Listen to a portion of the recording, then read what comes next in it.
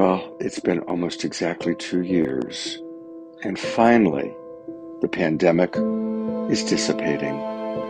We made our choices, we learned our lessons, and it's a new dawn. And it's a new season for the year 2022, and a new time for all of us to embrace new life, new opportunities, new abundance. And while we balance our care and genuine prayer for peace and the awareness of a world that still includes unthinkable tragedy and sorrow and even war, we also are grateful for how blessed we are. And so let us use this spring of 2022 to take everything that we've learned, clear the past, and move forward in gratitude for the freedom that we have, for the blessings of our lives, for the opportunity to come together again in community, online, and yes, in person. We are all part of the awakening world, and we all have the roles that we're playing as individuals and collectively.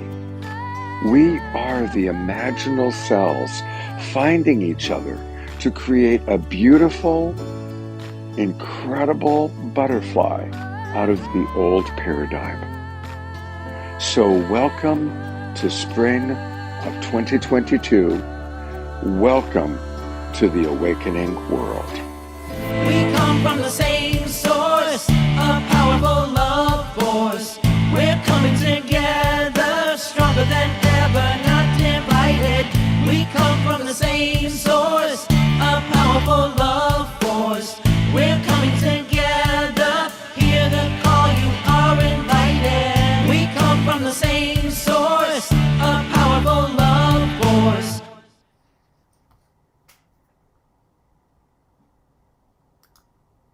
Welcome, everybody, to the Awakening World, Saturday night edition. And I'm Love Coach Scott Thomas. I'm your co-host tonight, along with the wonderful Jennifer K. Hill, who you'll meet in a few minutes. And I want to welcome everybody. I want to welcome those of you that are watching on Facebook or the YouTube channels, our friends at Unify, and also thank you to John and Summer Raymer. Through the Sign Network, we go out to as many as 100 different Facebook groups and pages. So if you're watching on Facebook or YouTube, Alan Steinfeld's New Reality YouTube channel or the Global Peace Tribe YouTube channel, welcome. And guess what? You can come on into our Zoom room, and that's a good idea. Because by coming into the Zoom room, it's easier for us to chat with you, and you may want to have some direct conversations with some of the remarkable human beings, healers that are on the show. And it's really easy and it's free to come on into the Zoom room. Go to globalpeacetribe.com, globalpeacetribe.com, click register, and then there's a promo code, which is new friend. You're going to then get emailed automatically Zoom room links for all of our shows for the rest of all of May and all of June. We do a show every Friday night, Saturday night, and Sunday morning. And what we do is we take a topic and we explore it in depth. And this weekend's topic has been, what are the tools, what are the practices for healing those blocks we might have to greater connection? Life is connection. Our greatest moments in life are when we feel connected, whether it's to another human being, or to an animal, or to nature, or to ourself, or to divinity, whatever you might call that. These are our greatest moments. And we all have blocks. It might be physical healing issues, emotional healing. It might be what I call veils of past pain that come down and, we go into fear, which is perfectly human. Well, this weekend we are blessed to be having some world-class healers and wisdom keepers and luminaries who are helping us to learn how we can remove those blocks and be more connected to our divinity, be more connected to our most alive self, and have greater experiences of connection. So come on board and welcome us, or welcome to us, I should say. I also want to acknowledge a lot of you are watching the replay, the recording. More and more people are watching us on our YouTube channel after the fact, and we love you too. Whether you're watching live or watching the recording, welcome. And especially when you're tuning in, we're learning that energy is forever, right? Love is forever. So even if it's an energetic healing that you're observing and you're not watching it live, you can still drop in, feel the vibe, and gain from it. So I want to really emphasize that. And let me now introduce you to some of the people that we're going to have on the show tonight. And a big thank you. We're going to meet her at length, but Jennifer Cahill rocks. She is such a wonderful person to work with, to collaborate with. She's so wonderful that I'm collaborating with her 2 weeks in a row. She's an evolutionary leader, an entrepreneur, author, speaker, TV host. She's hosted popular shows with Deepak Chopra, among many, many others. So I'm honored that she's co-hosting with me. And thank you so much, Jennifer, for being with us. And she has brought on her crew. She has invited 4 of her favorite healers, including David Grood. And all the people you're seeing are who we're going to hear from tonight. David, for example, is an intuitive reader, a numerologist, and he's going to talk all about the power of acceptance. And I'm excited about that. We're also going to meet Aaron Rodriguez. And Aaron, again, is part of Om Heals, and we're going to be learning all about Om Heals. And he's an internationally recognized shaman, certified Reiki master, teacher, and also an energetic intuitive. So we're looking forward to meeting him. We're going to have a group healing experience coming to us all the way from the uppermost part of Ontario. So we've got many countries represented tonight, is Nancy Pintia. And she's been serving humanity with very high source of unconditional love flowing through her beautiful heart as an ascension healer and coach. And she's going to take us on quite a beautiful ride. So we're looking forward to that. Thank you so much for being with us, Nancy. And we also have with us, and these are all, by the way, new friends to the Awakening World. So thank you, Jennifer, for bringing all these new friends on. This is Karen Frances McCarthy. And she uses the power of mediumship to heal the heart. She's a certified medium and a best-selling author. And so she blends ethical mediumship, the Celtic mysticism, which she was born into, and compassion and loving kindness from many years of Buddhist practice. So thank you so much for being with us. And those are the healers that we're going to be hearing from today. And it's Saturday night. And so for those of you that are regulars, you know that on Saturday night, we also like to move and groove. So we always have music. And we have live music.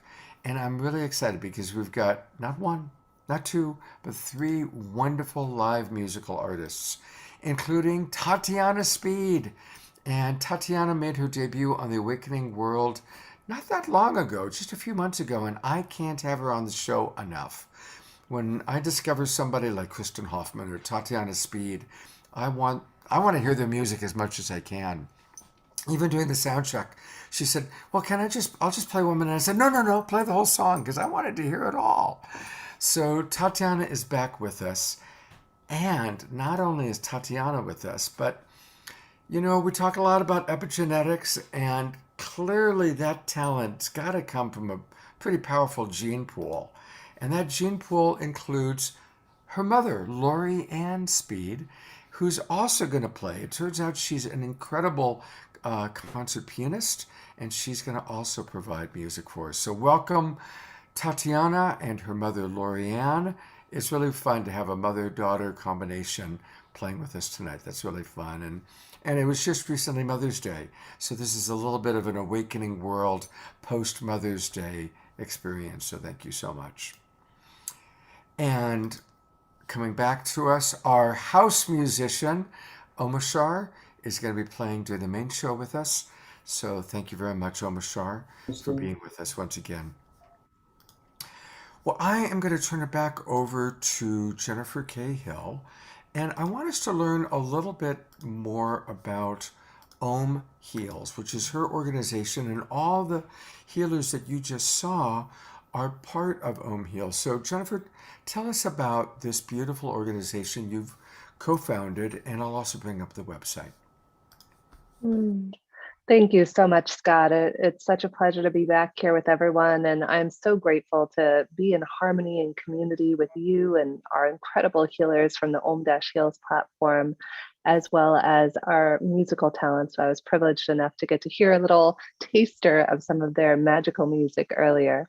So my business partner, Moon Cho, and I co-founded Om Heals. Moon's sister actually passed away of cancer several years ago, and Moon was crushed. And she said, "Oh my gosh, I need to do something."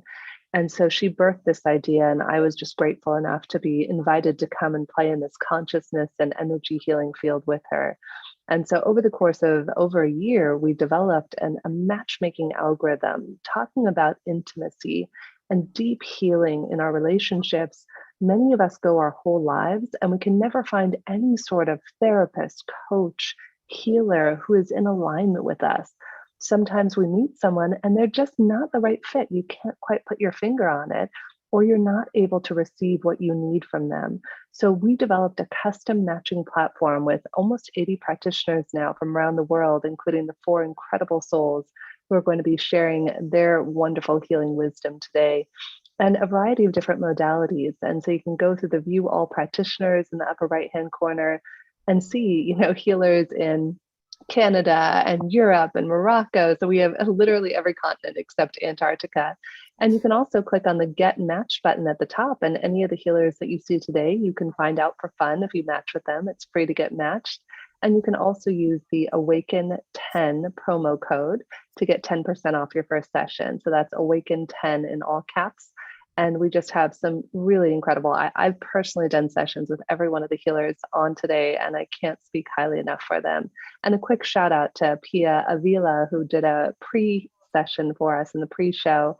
And just a huge shout out to her and the amazing work that she does with the Twin Ray as well. There are so many incredible practitioners and modalities from around the world. Thank you.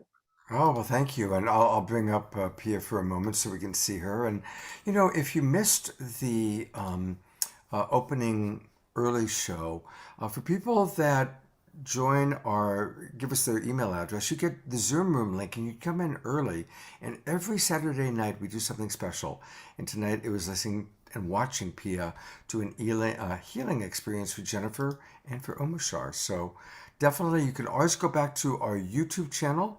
If you haven't discovered the Global Peace Tribe YouTube channel, it's great. And that's where you can find all of our previous shows, all of the early shows, all of the main shows, and I even take special segments. So if you love the Twin Ray, just put Twin Ray in search and you'll find all the Twin Ray experiences that we've provided.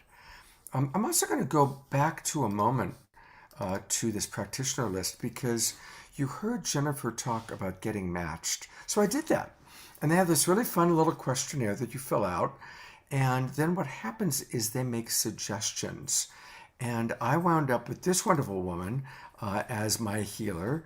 And she was amazing. Right away, I didn't say anything to her. Right away, she could tell I had something going on in my neck. That's the biggest area of my area. I've got arthritis in my neck. She did her, and it immediately felt better. So that was my immediate experience. So Om Heals is, we're living in a time just like during the pandemic where we really are learning how to use the internet in wonderful, wonderful ways.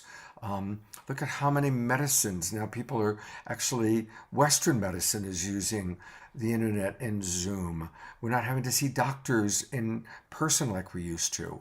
And it's the same thing with all these healing practitioners. So thank you, Jennifer, for creating Om Heals and helping people to get the support that they need. It's a beautiful, beautiful gift. Thank you.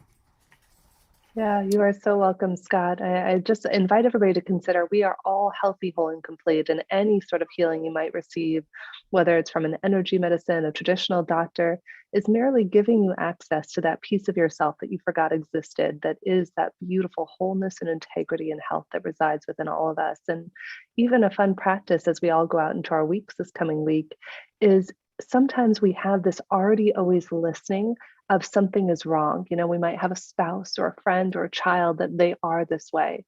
And so as we go into this week, what if you connected to the wholeness in everyone? What if you put on glasses or a lens of seeing that everybody in your life is already whole, healthy, and complete and connecting to that perfection? So just a little game we could all play this week. Jennifer, I'm not surprised as I hear you say that we are in alignment with each other. Because when people ask me, well, what's the difference between love coaching and traditional therapy? My answer always is that in traditional therapy, those therapists, God bless them, have spent years learning how to diagnose and evaluate Mm, what's wrong with someone. And there's a mm, purpose to that. But in love coaching, we take the same approach. Nobody is broken. There's actually mm, nothing fundamentally wrong with anyone, but rather we, in love coaching, like to support people to remember their mm, divinity, to remember who they mm. truly are, and to remove the illusions of shame or the illusions of wrongness, um, and to come back into wholeness. So I love what you just said, and it's a beautiful alignment. Thank you. Yeah, and a quick side note, our other friends who originally introduced you and I, Scott, Teresa Collins with the Global Coherence Pulse team, next week before the show, there's the Global Coherence Pulse. And I just thought of it because it's called Direct Connection to the Divine. And that's with Sri Pritaji, who's going to be joining. And that's, of course, as well free. So you can go to the globalcoherencepulse.org. And just so much love to everyone on the Pulse team as well, pulsing the love every month with pulsing the planet every month with love. And during the Global Peace Tribe announcements, we'll pull up the website and show all of that. Perfect. Great.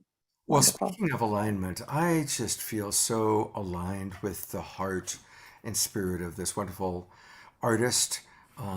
She's a heartist, which is a global coherence pulse term, an artist of the heart.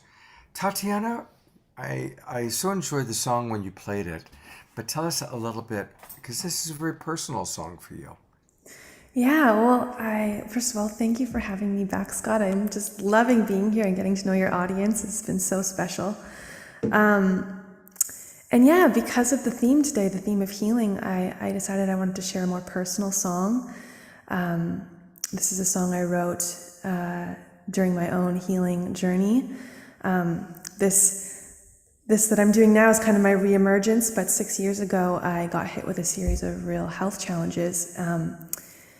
And at that time, there was a lot of questions about the way forwards. I was seeing a lot of doctors. My family was very concerned. But each time I tuned in with myself, the message I kept getting was you just need stillness. You need silence. You need to be able to listen to yourself. And I just felt this calling to really turn inward. And it took a lot of courage because, I was involved in many projects in life, and I was supposed to move, and I had a partner, and there's a lot of things going on in my life, and I got the message just to really let it all go and walk away. And I moved to a little tiny town in the interior of British Columbia in the woods by a beautiful lake, and just really gave myself that permission to rest and turn inward. And this song is about that journey.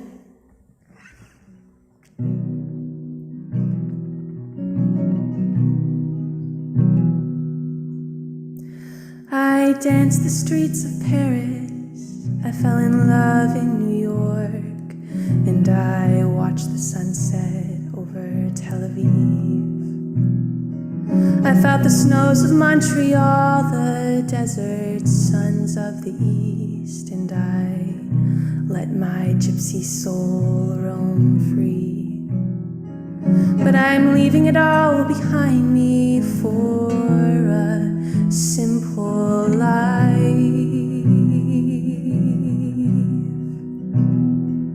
Somewhere deep in the woods and far, far away from the city lights.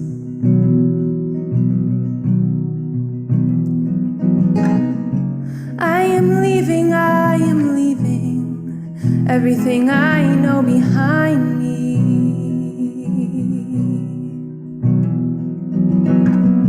I am leaving to find something true and deep. I ran as fast as I could, for as far as I was able, and I got my victory. But if victory means feeling that all of me needs healing, then I just don't want to play. So I'm leaving it all behind me for somewhere quiet and still. I need silence, I need solitude, and I will rest until I've had my fill.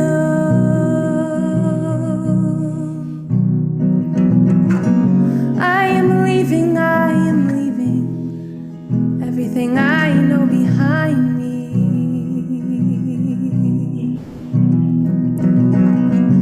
I am leaving to find something true and deep.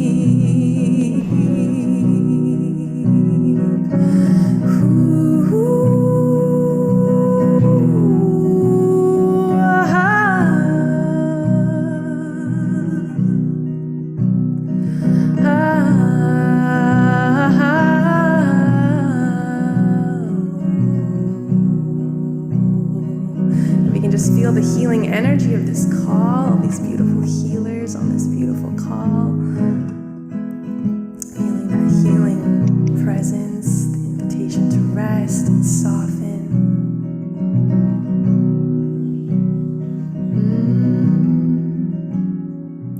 Now I have a little house in the middle of the woods where the silence sings. I'm alone, but I'm happy, I feel content. I have everything I need. I left the world and its demands, and now I walk barefoot on the land. And I listen to the trees as they tell me to be as silent as I can. To be as silent as I can. To be as silent as I can.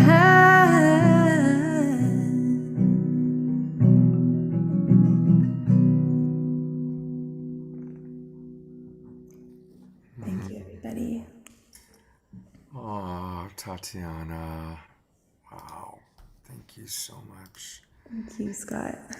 You know, something that's so important about your story and that you sing about is to have the courage to leave the busyness, to leave all the things that are important. You know, we call them distractions, but they're important to us. But to listen when that inner call is time to pull out, time to change, time to drop in. It takes a lot of courage to do that. And a lot of courage to just rest, to just heal and not stay in the busyness, which includes the devotion that we might have to our family or our job or our work, or whatever it is. So thank you for just reminding us it's a beautiful thing to love oneself enough and to trust one's higher guidance to take that time to drop out. That is, you articulated it so well. That is exactly what the experience was it took so much courage just to let everything go and to give myself permission to rest and turn inward. And once that happened, healing began. But you said one of the themes of today was healing and how to find that connection to oneself or others or nature. And for me, the path was really about connection to myself and giving myself that space and that time to really be able to listen. So, yeah. Well, Spirit tells me that right now there are multiple people who are either listening live or will watch this recording, who are deep down knowing they need to take that break. And so may your song and your courage be that sign, be that message from the universe of, yes, it's okay. It's a good thing to do. So, yes, and that's such a message in my heart actually, is just, oh my gosh, let's just give ourselves permission to rest and to step back. And this whole culture is driving us. There's a harshness to it and an intensity, and I really do feel this invitation to just soften and let some of that pressure go. And yeah, dear people, give yourself permission to rest. Yeah. You're going to want more Tatiana. And so her website is her name, tatianaspeed.com. And definitely make sure that you put in your name, your email address, so you can stay in touch with all things Tatiana, and access her music. And please, let's all support our musical artists. It's very, very important. And she'll be back towards the end of the show. We're going to meet her midway when she introduces someone very special. And then at the end of the show, she's going to wrap her show up. So, Tatiana, thank you so much for being with us. Thank you, Scott. Thank you, everyone. Well, it is time to start meeting and experiencing the Om Healers. So, to introduce our first Om Healer, here's Jennifer. Thank you, Scott, and huge, deep, deep gratitude to Tatiana. As we were talking in the pre-show, music is one of many forms of healing, and so always open your heart.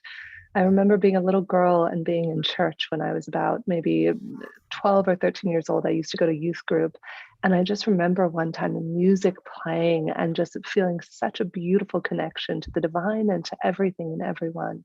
And I think it's a wonderful reminder when we allow our hearts, minds, bodies, and spirits to be moved and to connect to that divinity all around us. So thank you, Tatiana.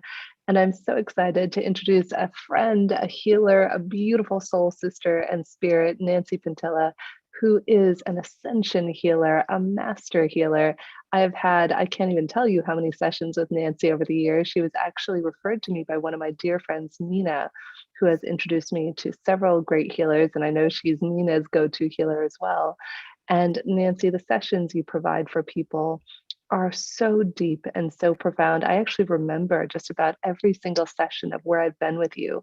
And oftentimes I'm sitting there and you start doing the session and I just drop straight out of time and space. It's like I'm sitting here, I'm Jennifer in a chair or sitting or laying, and then Nancy comes in with her chants and her love and her radiance, and I'm gone. And I mean that in the most beautiful way. And Nancy, thank you for being such a beautiful light shining on the planet and sharing your heart in all the ways that you do, and even all the ways that we don't get to see that you do. And I'm so excited to have you facilitate one of your loving meditations today, my friend. Thank you. Thank you so much for having me. I'm so grateful for you. You're an absolute angel in our lives. You radiate so much love for everyone. You're just so unconditional. So thank you. And I'm so grateful. I love you, my friend. And so we hand it over to you, and please, we'll now all surrender into the grace that is Nancy's energy field that she radiates around the world. So I hand it over to you, my friend. Thank you. You're all going to surrender to your own grace and to the grace of the highest source. So, welcome, gorgeous souls, and welcome from my heart to yours, to your radiant heart healing meditation.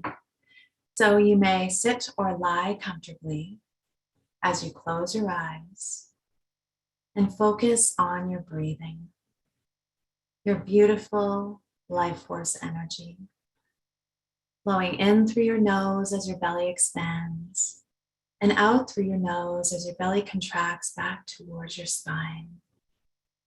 Taking full, deep, rhythmic breaths, feeling your heart beating and opening your heart to fully receive in this moment. Focus on your breathing, feel the rhythm as you give yourself permission now to fully be present in your heart. Nobody wants anything from you. Nobody needs anything from you. This is your time.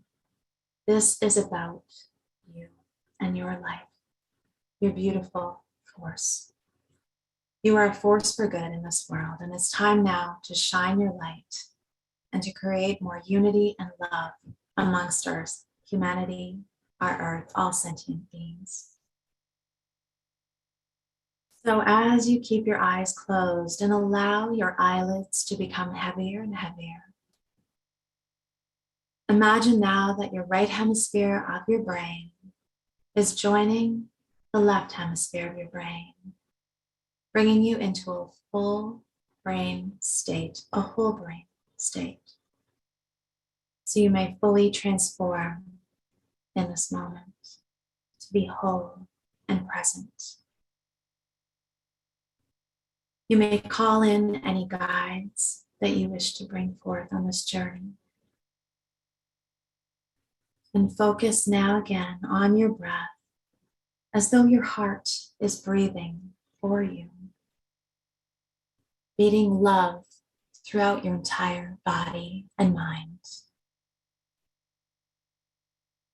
And imagine now that you are drawing a very large circle on the floor in front of you. Perhaps you are using a magical wand of light, setting the intention for this healing meditation to amplify the magnetic field of your heart. See, sense, and feel the energy that you are creating with this beautiful, beautiful radiant heart circle. What colors do you see? What are the properties of your unique healing circle? As you create this beautiful outline of this very large circle, focus on your desired intention. Now looking into this radiant heart circle, imagine with your eyes closed and your senses ignited,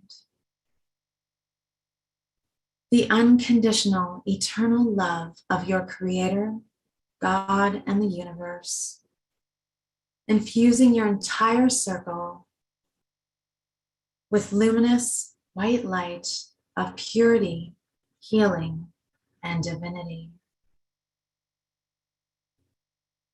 Breathing into this light as you focus, sense, and feel.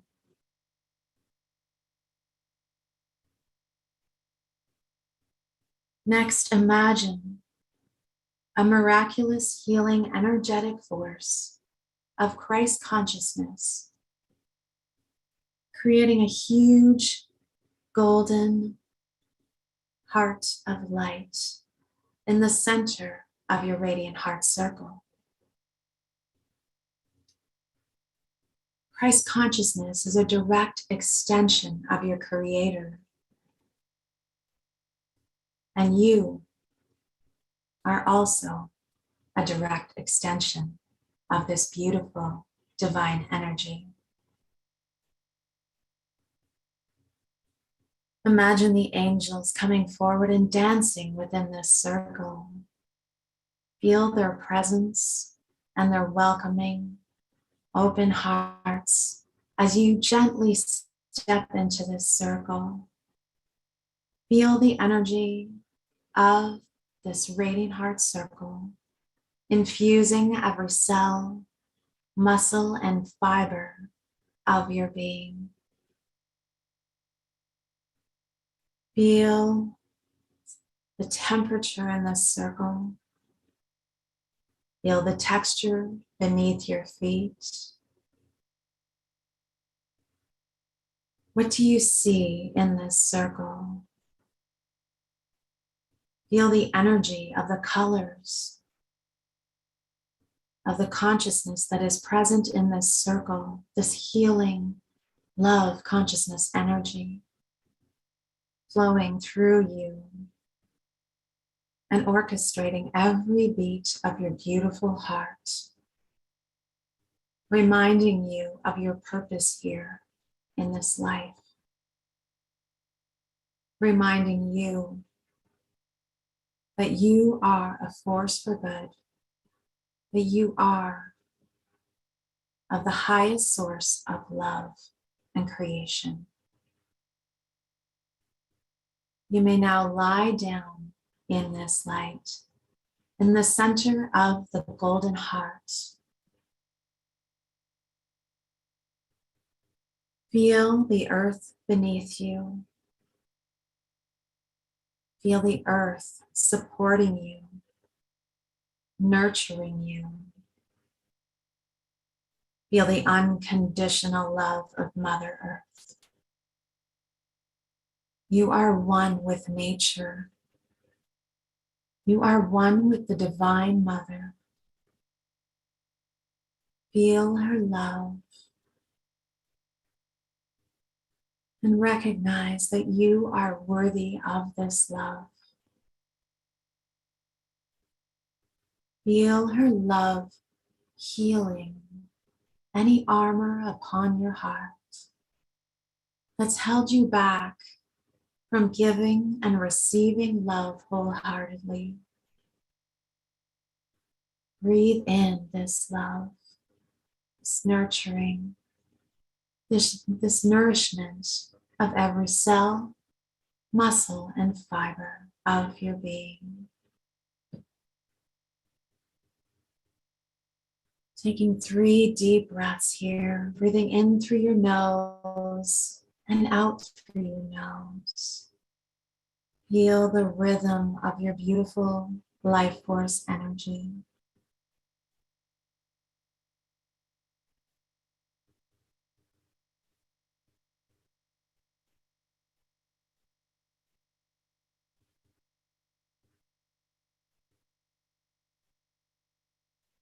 With each and every breath, feel your heart center fully illuminated with the embodiment of this Christ consciousness of Mother Earth, the Creator. As you awaken to your own divinity, you are filled with unconditional love and reconnect through your heart to the universal oneness of all creation. All are worthy of being bathed in this grace, in this healing, in this light. Feel that beautiful, illuminated heart of yours expanding more and more with every breath. And imagine this love, this divinity radiating out across the globe to all living beings. As you recognize this light within you, this love within you,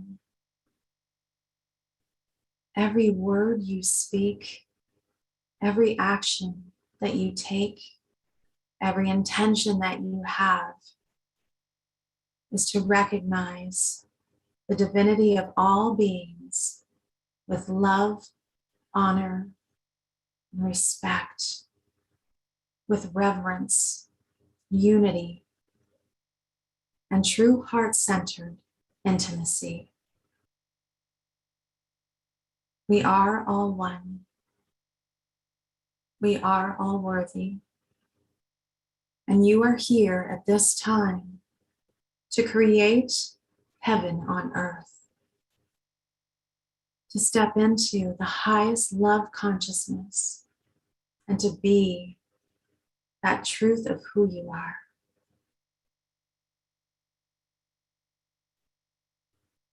Take 3 more deep, heart-centered breaths here.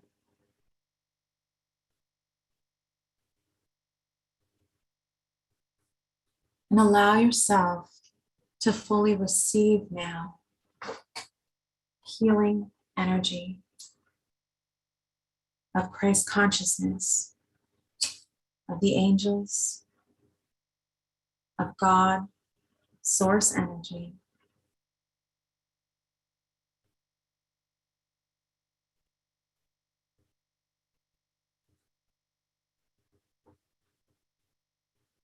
In nomine Padre, et Filii, et Spiritus Sancti. Ave male spiritus, Ave male spiritus, Ave male spiritus. In nomine Padre, et Filii, in nomine Jesus Christi. Amen.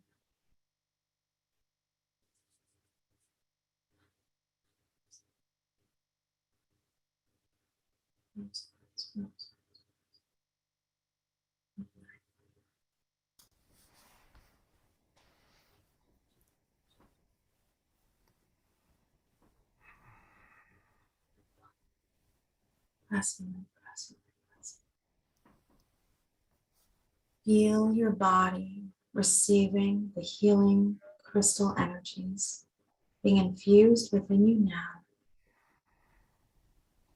You may even visualize any other crystals that you would like to have included in this healing.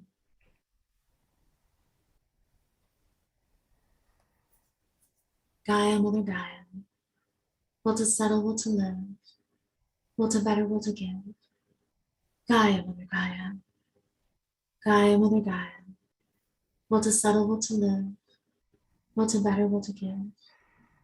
Gaia, Mother Gaia, Gaia, Mother Gaia, will to settle, will to live, will to better, will to give. Gaia, Mother Gaia, Gaia, Mother Gaia, will to settle, will to live, will to better, will to give. Gaia, Mother Gaia.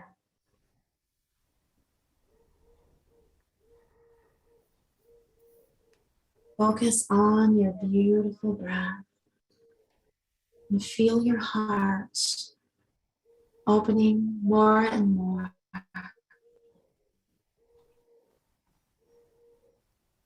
Being liberated from wounds of the past that have been holding you back from being the truth of who you are and from allowing others to do the same.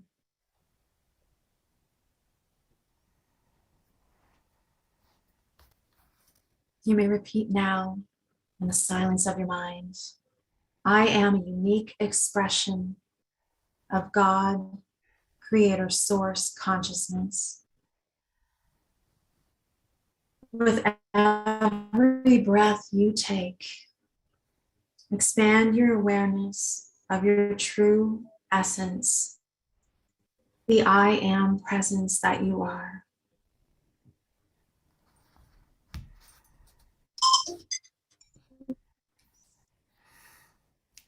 You come back to center now, sorry. Oh, thank you. Oh, thank you. I'm grateful for that little thing because I have to host a show, and you sent me into such a beautiful. Sorry, I kind of got lost in it and then I lost track of time. Sorry, Oh, guys. no, perfect. I need to be going much longer. Beautiful. I'm sure people are going to want to know more about your beautiful offerings. And so I'm on Nancy's website. What a beautiful name, innermiracles.com. And clearly you provide a lot of inner miracles for people. Tell us about what's coming.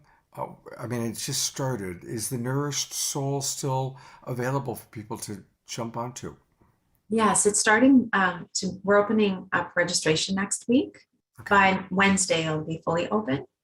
Okay. And this is our latest version of the digital version of Nourished Soul. We've done this with groups across the globe online for many years. And now we're offering the digital version that's updated for the 5D consciousness that we're bringing in, and you have lifetime access to it. Now, it's a program that brings you to wholeness. So there's energy healing, there's all kinds of reprogramming for limiting belief patterns, there's tons of meditations and breath work, exercises, there's a detoxification program at the beginning, and then there's also the option of the anti-inflammatory lifestyle recipes, eating plan, grocery list for each week. So it takes out the overwhelm of living a true wellness lifestyle of high vibration and healing.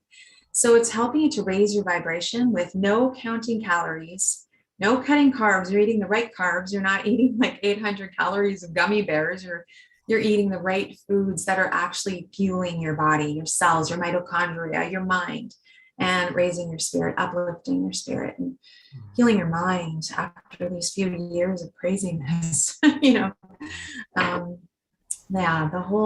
the whole purpose of the program is to help you to be empowered and to step into wholeness and to heal and to know that you have a healer within you. You don't need anything outside of you. When you recognize everything you need is within you, you just need to empower yourself to Yes. own that. That seems to be a real theme, and some of the comments that are coming in, and Tatiana says that was absolutely incredible. Thank you. And I want to invite everybody, whether you're watching on Unify, that's my device that has Unify on it, or any of the Facebook pages, give us your thoughts. How did you experience that? What was that like for you? It's always wonderful for our healers to read your comments. And I want to go back to Nancy's website again. Again, her website is innermiracles.com. And you also have Ascension Healing Circles. So as I click Learn More, tell us a little bit about what this is.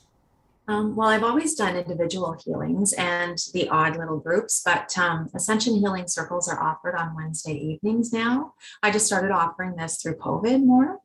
And the month of May, next week is fully booked, but the week after there's a few openings still. And then June, there's still openings. I like to bring people together in groups for healing because the energy is so much more powerful.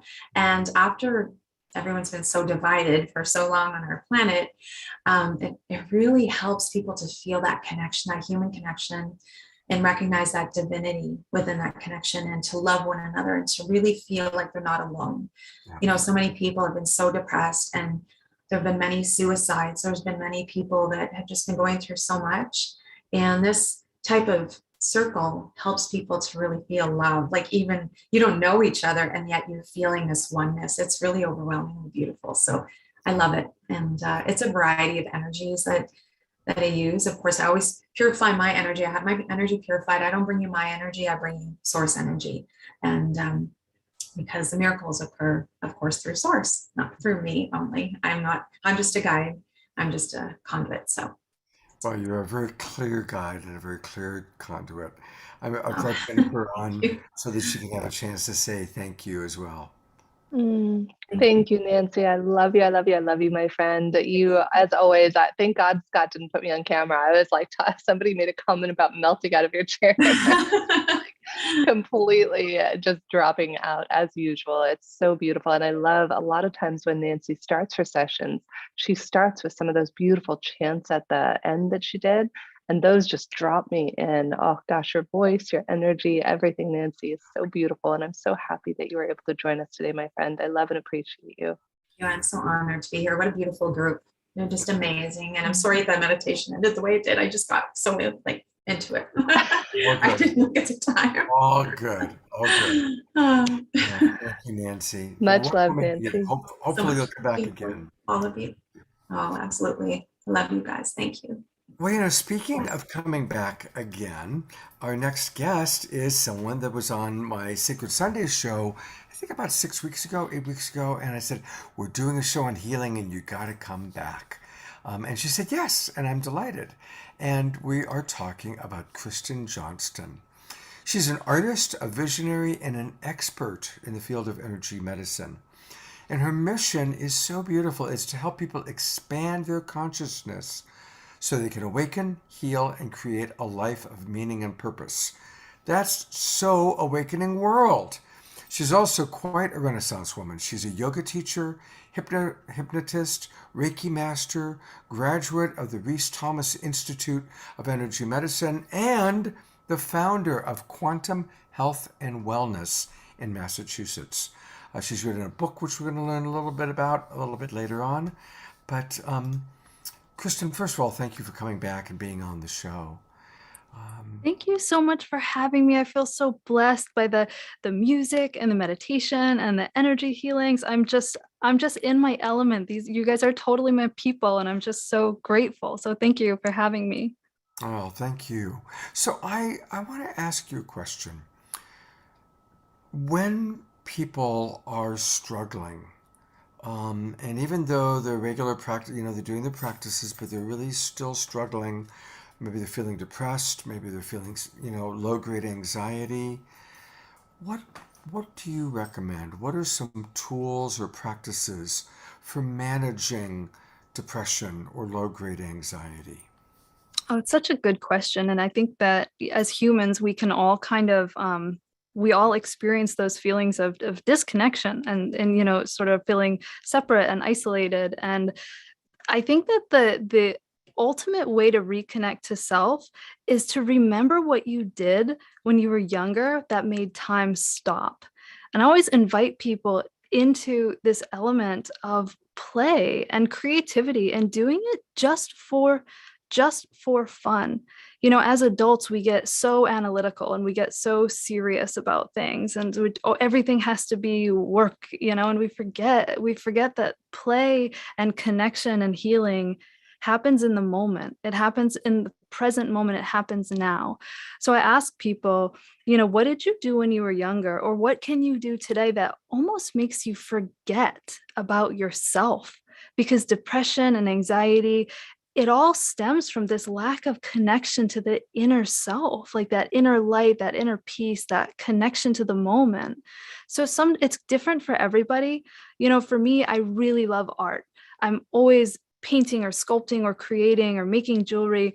But for other people, it's connection to in relationship. It's connection to friends and family, and really just like listening to other people's stories or feeling this emotional, just connectivity.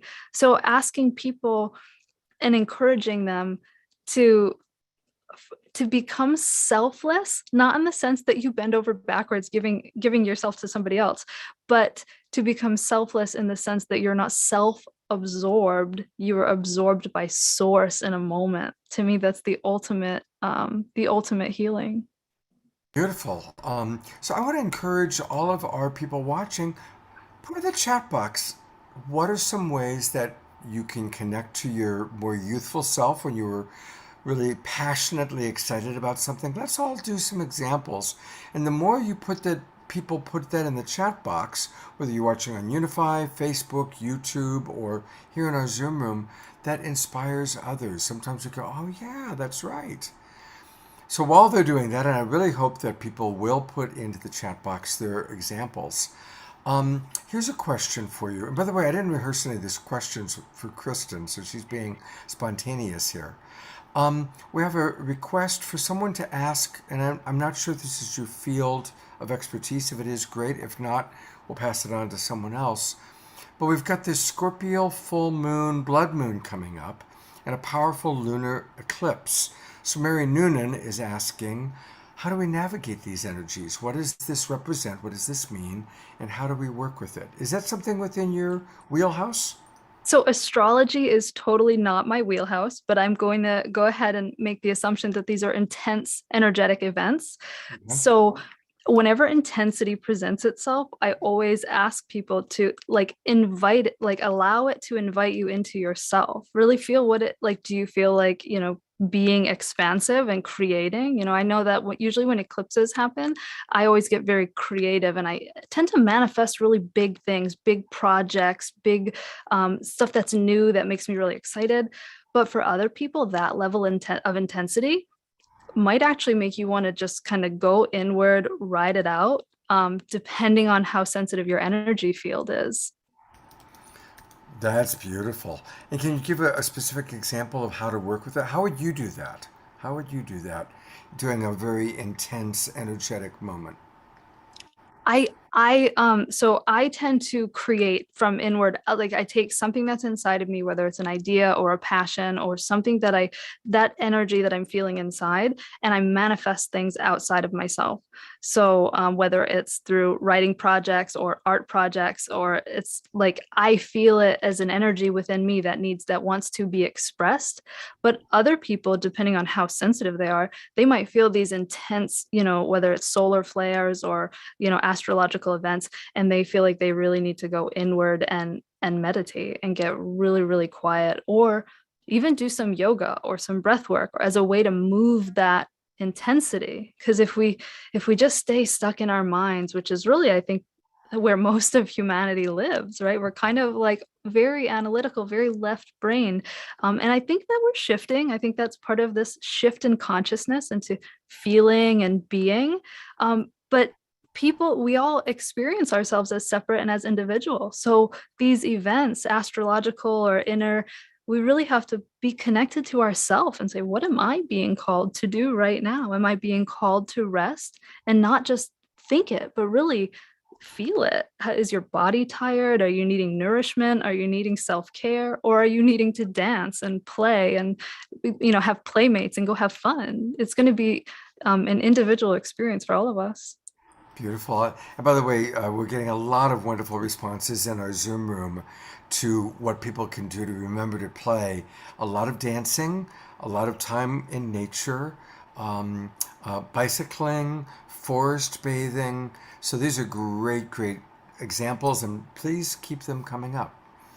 So a question came up just now, and thank you, on Facebook, about self-care and how to balance self-care when you've got, well, this particular person has 3 other children. So how to balance self-care with care for others is the question.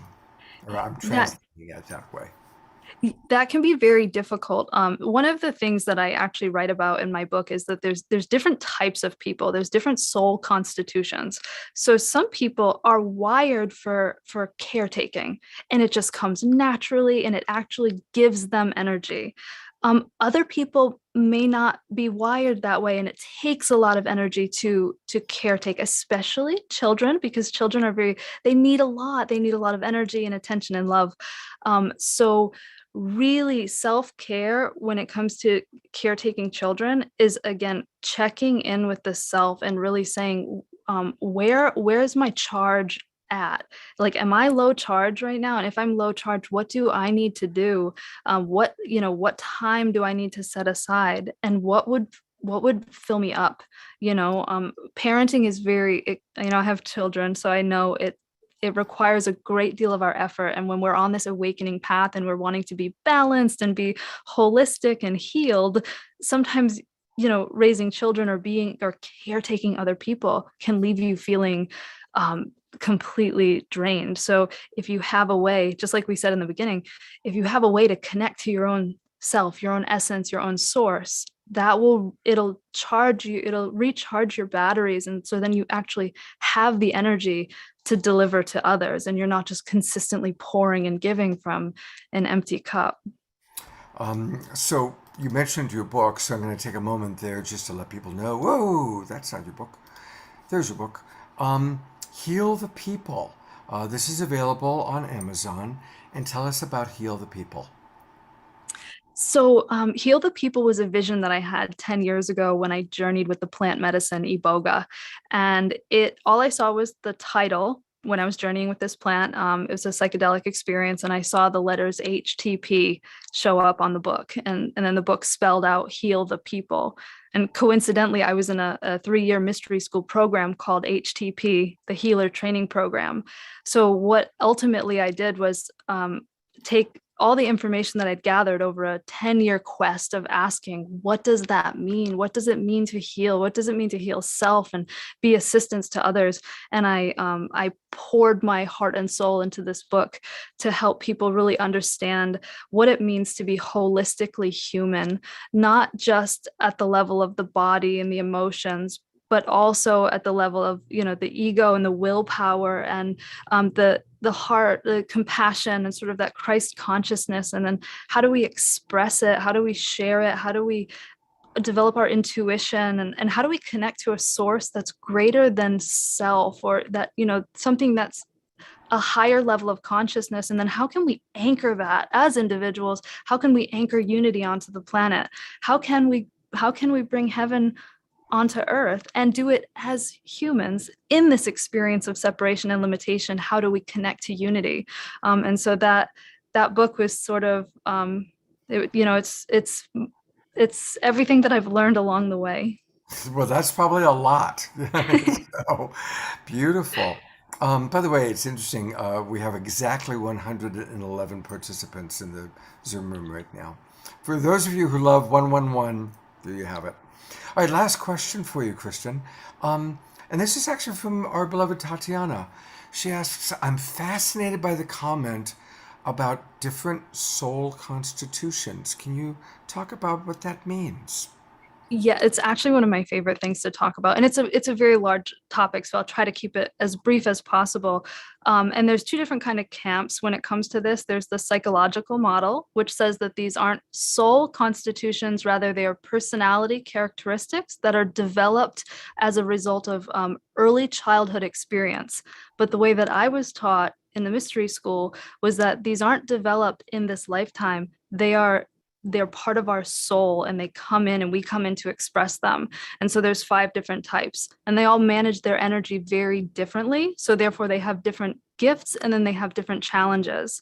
So there are creative idealists.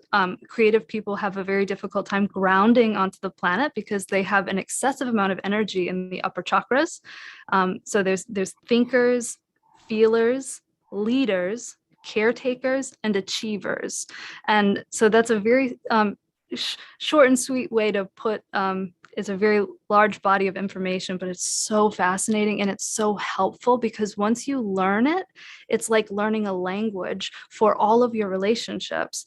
And what I learned through understanding the profiles and understanding how they run their energy was that if I was in my core soul quality as a creative person, a creative idealist, and also a little bit of a leader, then I could help bring balance to all the other people in my life, because I understood how they ran their energy and what they needed from me in order to be present. So it's an incredible, incredible tool for balancing self in relationship to others. Beautiful. You've really inspired. I'm so pleased. Now our Zoom roomers are chatting up a storm. So thank you for inspiring that, getting it going. And I'm going to read just one comment. I think you'll enjoy this. This was inspired by your suggestion.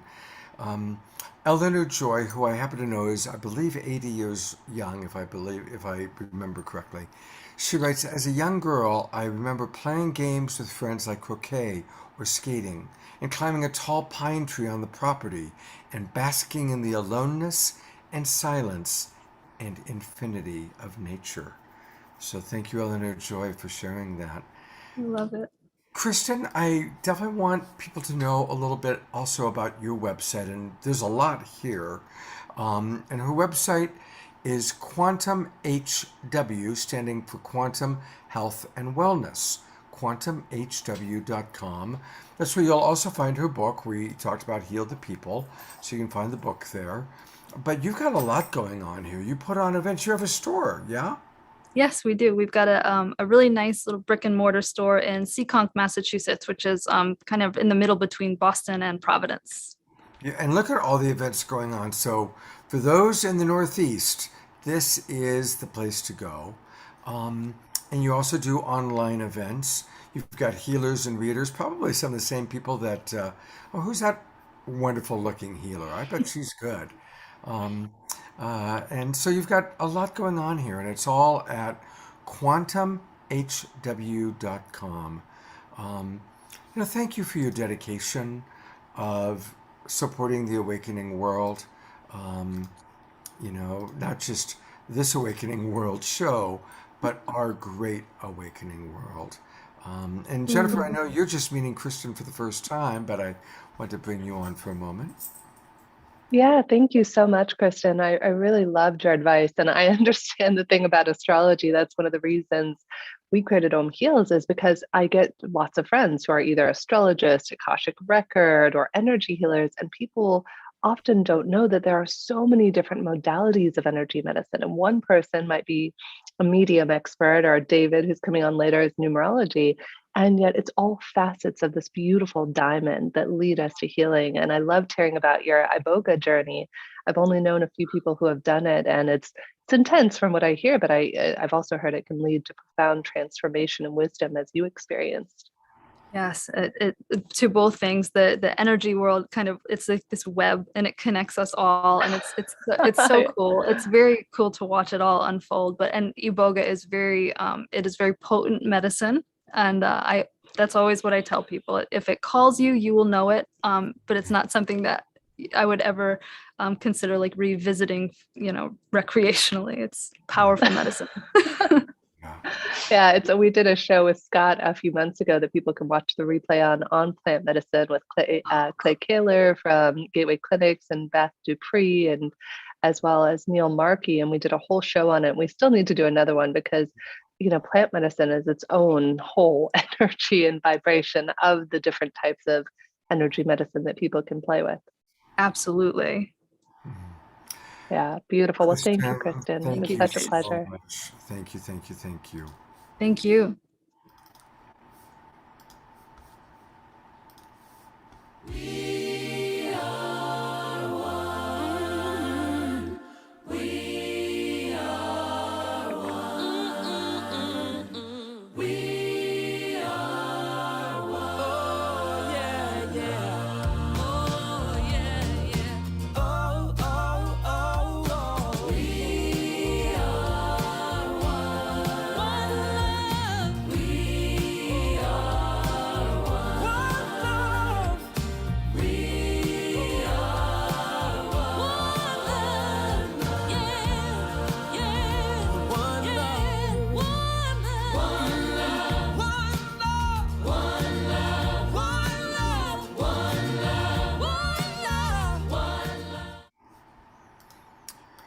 We are one love. And Jennifer, I've kept you on because for Global Peace Tribe announcements, we love to support what our friends and collaborators are up to.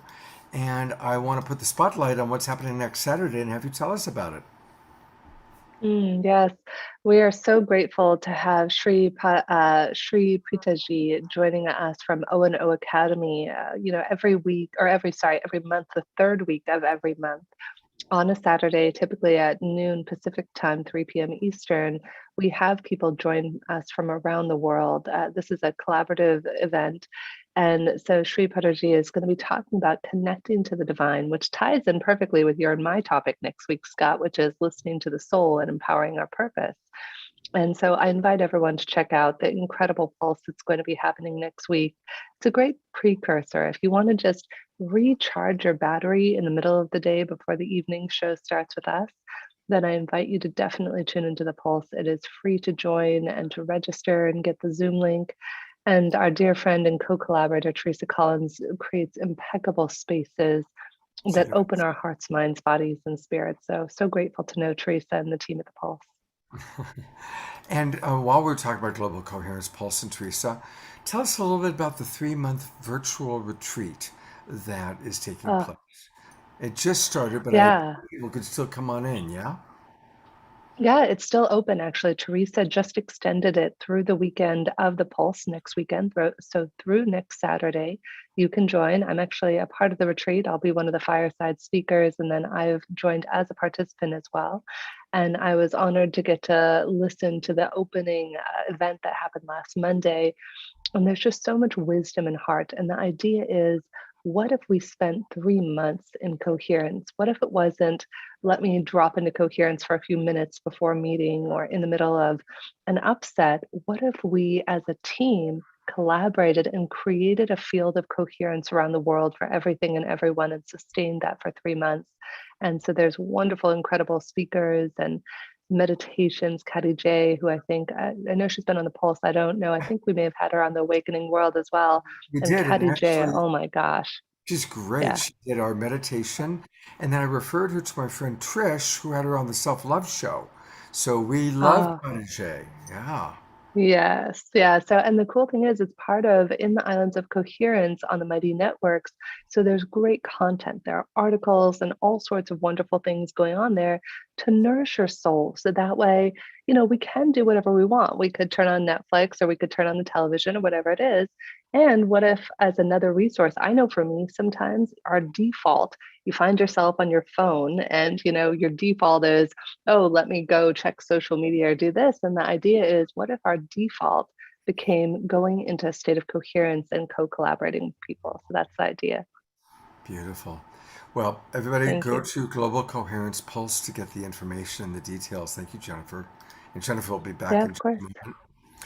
Speaking of coming into coherence and collaboration, our good friend Jay Mayer reminds us to be part of this worldwide moment for peace. And the idea is anytime during the day um, to visualize world peace, but also visualize 8 p.m. with the idea that at 8 p.m. all around the world the call is going out. So it's a way again, that word is a way to come into coherence. So we want to invite everybody to come into coherence together, visualizing peace. I think most of us were shocked that we would even see a war in Europe like this again. It's so 75 years ago. It's so World War II, what's happening there. And my best friend is in Romania right now, where he had to open up an office because he had 200 employees living in Ukraine, many of whom are refugees, including his fiance is a refugee. And a lot of the people that I know have worked with, because I've been working with this company in Ukraine for 7 years, they've had to take up arms or they've become refugees. I mean, this is incredible that war in Europe is happening. And yes, I don't think any of us ever thought that a nuclear war would happen, but it's being threatened. And so now more than ever, we need to pray for peace, hold the vision for peace. So join the Moment for Peace movement. And there is a website that you can go to that's got more details. Again, I want to thank Jay Mayer who put it together. The momentforworldpeace.com. Momentforworldpeace.com. All right. Well, I hope that you're all enjoying the show. And remember to put into the chat box your thoughts, your comments, any questions that you have, because this show is for you.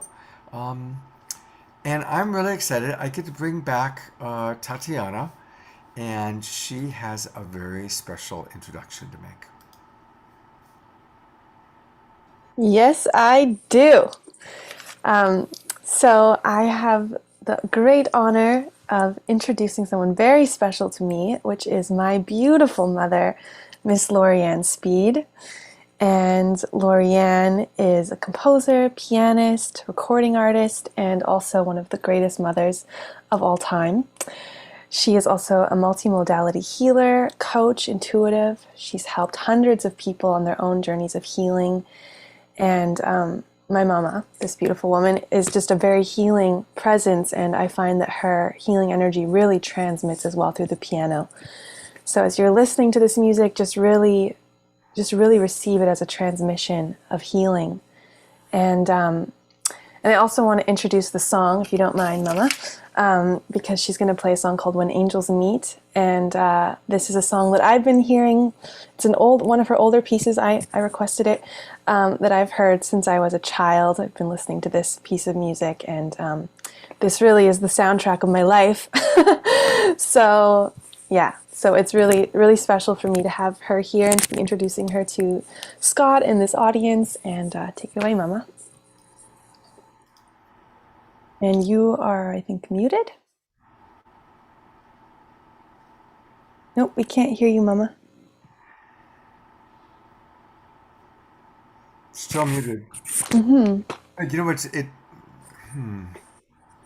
That's strange, because I can see that she's unmuting. Yeah. But we're not hearing you for some reason. Yeah. Did you change anything with the settings? Oh, now Oh, we hear. now we're here. Now we're here. Can you hear me? Yeah. Yes.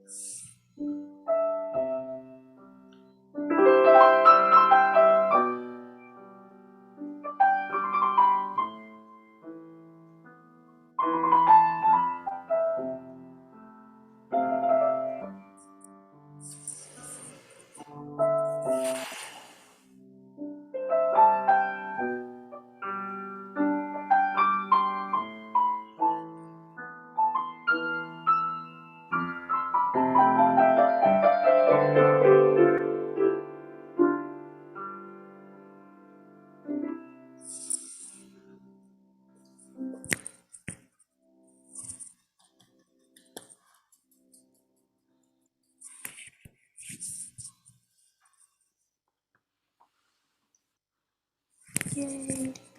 Beautiful. Scott, you're muted, darling. Thank you so much. That was awesome. Oh, wonderful to have mother and daughter both blessing us with really connecting us to the angels. You know, so much of tonight's show and really the awakening world is helping us to ascend to a higher vibration. And music like we both play helps us to do that. Thank you so much. Mm-hmm. And people can learn more about Lori by going to her website. It's her name, Lori Ann Speed, Lori-AnnSpeed.com. And yes, I'll accept your cookies. And Lori, anything you want to share about your offerings? Well, thank you so much, Scott. What I offer on my website, if you visit, I have albums there. I have 6 albums of original music. One of them was nominated for Best Instrumental Release at the West Coast Music Awards. So there's lots of music to listen to or purchase if you like to. I would love that. And you could join my email list. That would be beautiful. I'd love to stay in touch. Thank you so much, Scott. So let's all do that. Let's support our musical artists. It's so important to support both of these wonderful women by buying their albums and buying their music. So thank you. Thanks for being with us, both of you. And we're going to see more of Tatiana towards the end of the show. Jennifer, it's time for some more Om Healers. Thank you, Scott, and thank you again, Lorianne. That was just so beautiful and peaceful and tranquil. Really deeply appreciate your love offering that you brought through music. So thank you, my friend. It's gorgeous.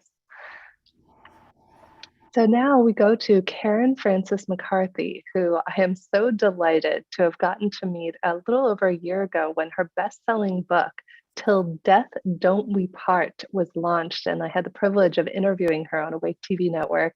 And we just became fast friends. She's a soul sister in spirit. We just immediately hit it off. She is a phenomenal medium. Gosh, so many people. She's one of the go-to people. If anybody wants to connect with someone on the other side, Karen is the go-to. And what I really recommend is Karen is so pragmatic. She talks about it in her best-selling book, how she was a journalist, a very pragmatic, traditional, research the facts journalist, and then reconnected to her gifts after her fiance unexpectedly died. And again, go pick up the book, Till Death Don't We Part. It's brilliant. Not to mention her classes on mysticism and many other things. I was honored to get to be in one of her classes last year. And I learned how to tap into my deeper intuition, the power of prophecy, tea leaf reading. I mean, the list goes on and on. Karen, my friend, you know, I can't say enough good things about you. And I want to hand it over to you, though, to talk about the healing powers of mediumship, because I think that we underestimate how powerful it can be. Yeah, thank you, Jennifer. And thank you, Scott, and everybody else. It's been lovely evenings so far. And when I was told that this evening was going to be about healing and also the weekend talking about spiritual intimacy, I thought, what a great marriage of two concepts around mediumship. Now, we know sort of mediumship, the healing with mediumship comes often, most traditionally, in terms of receiving messages. And it's been particularly profound over the last couple of years as well, because I've had many people come because their loved ones passed from COVID. They couldn't go to the hospital. They had no idea what was going on. They were left with all of these unanswered questions.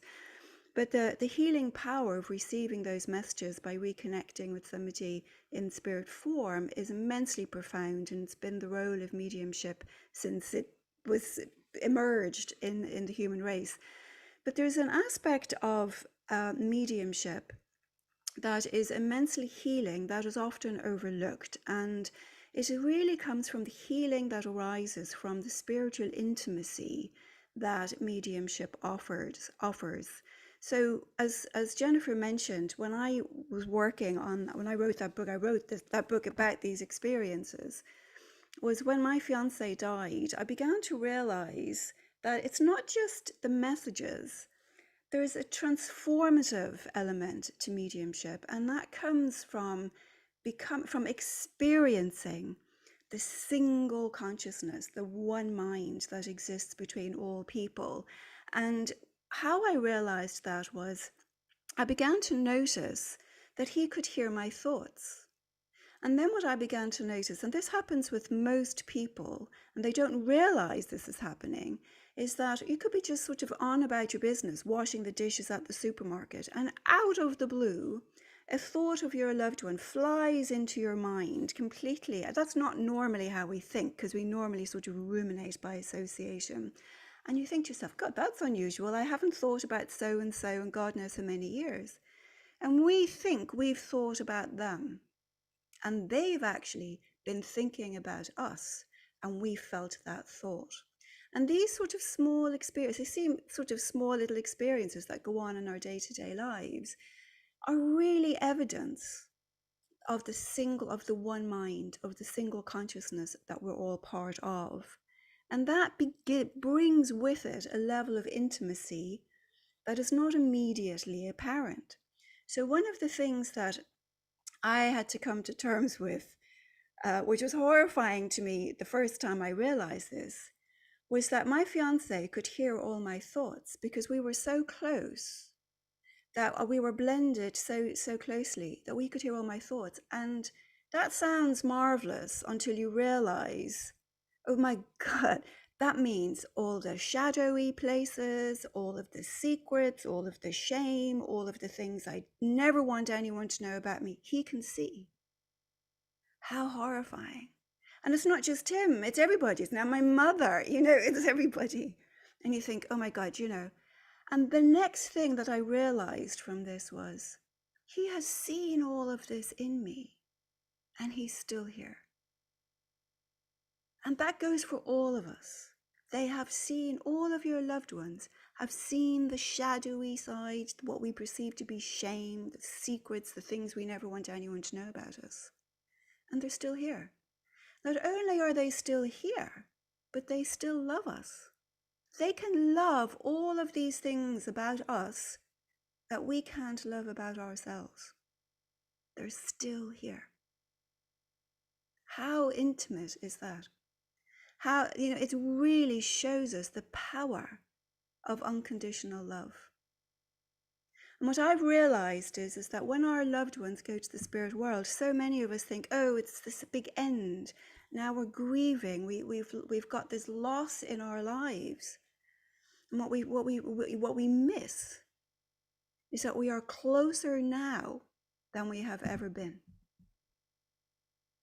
That we are loved more deeply now than we have ever been. because everything we thought we needed to hide is out in the open and is still loved. And that compassion exists for us. And that loving kindness exists for us. And that unconditional love, which we could never truly grasp while we are running around in our bag of bones for this trip around the sun. Our loved ones who are in spirit form, who have the benefit of being able to reflect and being able to see and being able to perceive in this sort of telepathic communication, love us unconditionally, all of us, because they can see us all. So it took me a little while. I know it can be initially quite uncomfortable. Oh my goodness, I don't want anyone knowing that, How much acceptance is there in that? And that we talk about how we're unconditionally loved by the divine. And that's such a massive power and such a big concept. It's hard to understand that tangibly. But what we can experience tangibly is the power of that love for our loved ones that they show us. And I have people come to me all the time and they go, is my loved one still here? Is he aware of me? And what I say to them, there's no up there or over there. There is just the stream. The illusion is the bag of bones. So I say to somebody, well, yeah, you were down at the supermarket and you spent about 10 minutes trying to figure out what pasta to buy for dinner. And this woman said, yes, I was. Yes, I know you were, because he's telling me you did that because he was there watching you do it. And they can't believe these simple things. The most ordinary things in the world are still precious. Why? Because they're present with the person. So somebody deliberating for 10 minutes over a box of pasta is so typical of this man's wife that he has to be there to watch it and then let her know, I saw you still doing it. I had someone today tell me, tell her to clean the kitchen. She hasn't cleaned that kitchen in a week. I mean, the most ordinary things. This is how accessible this love is. And so the most important thing I find about the healing power of mediumship is the transformational power, the unconditional acceptance that we are shown in a very tangible way. And I teach this to people, as Jennifer knows, you've taken classes with me. I teach this to people all the time. And anybody who's interested, if you want to go to my website, I actually have recordings to lead people in these guided practices of achieving these altered states, to be able to tap into the sensitivity that's needed to experience the presence of our loved ones. Because one thing that mediumship has taught me, more than the little messages of the this and the that, and I'm sorry I wasn't with you, they wouldn't let me in because of COVID or whatnot, is the fact that we don't die.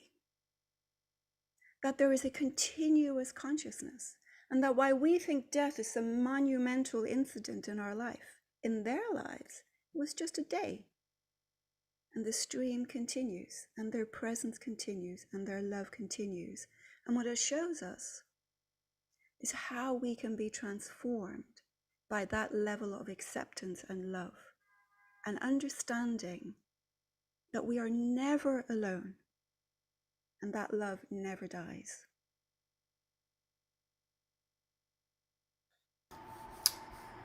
Wow. Thank you so much. A comment and a question. A comment is, I didn't know about your fiance passing. My wife also passed away. That was a big event in my life. And yeah, it changes as we learn how to stay connected to our beloveds. A question that somebody asked from Facebook was, do all beings, loved ones, when they pass, stay that connected to know what we're having for dinner? Or do some move on and still stay connected at the heart? I think everybody stays connected at the heart. I think whether or not somebody's watching what you had for dinner or whether or not you cleaned the kitchen is going to depend on how close the relationship was. So I find that a lot with spouses.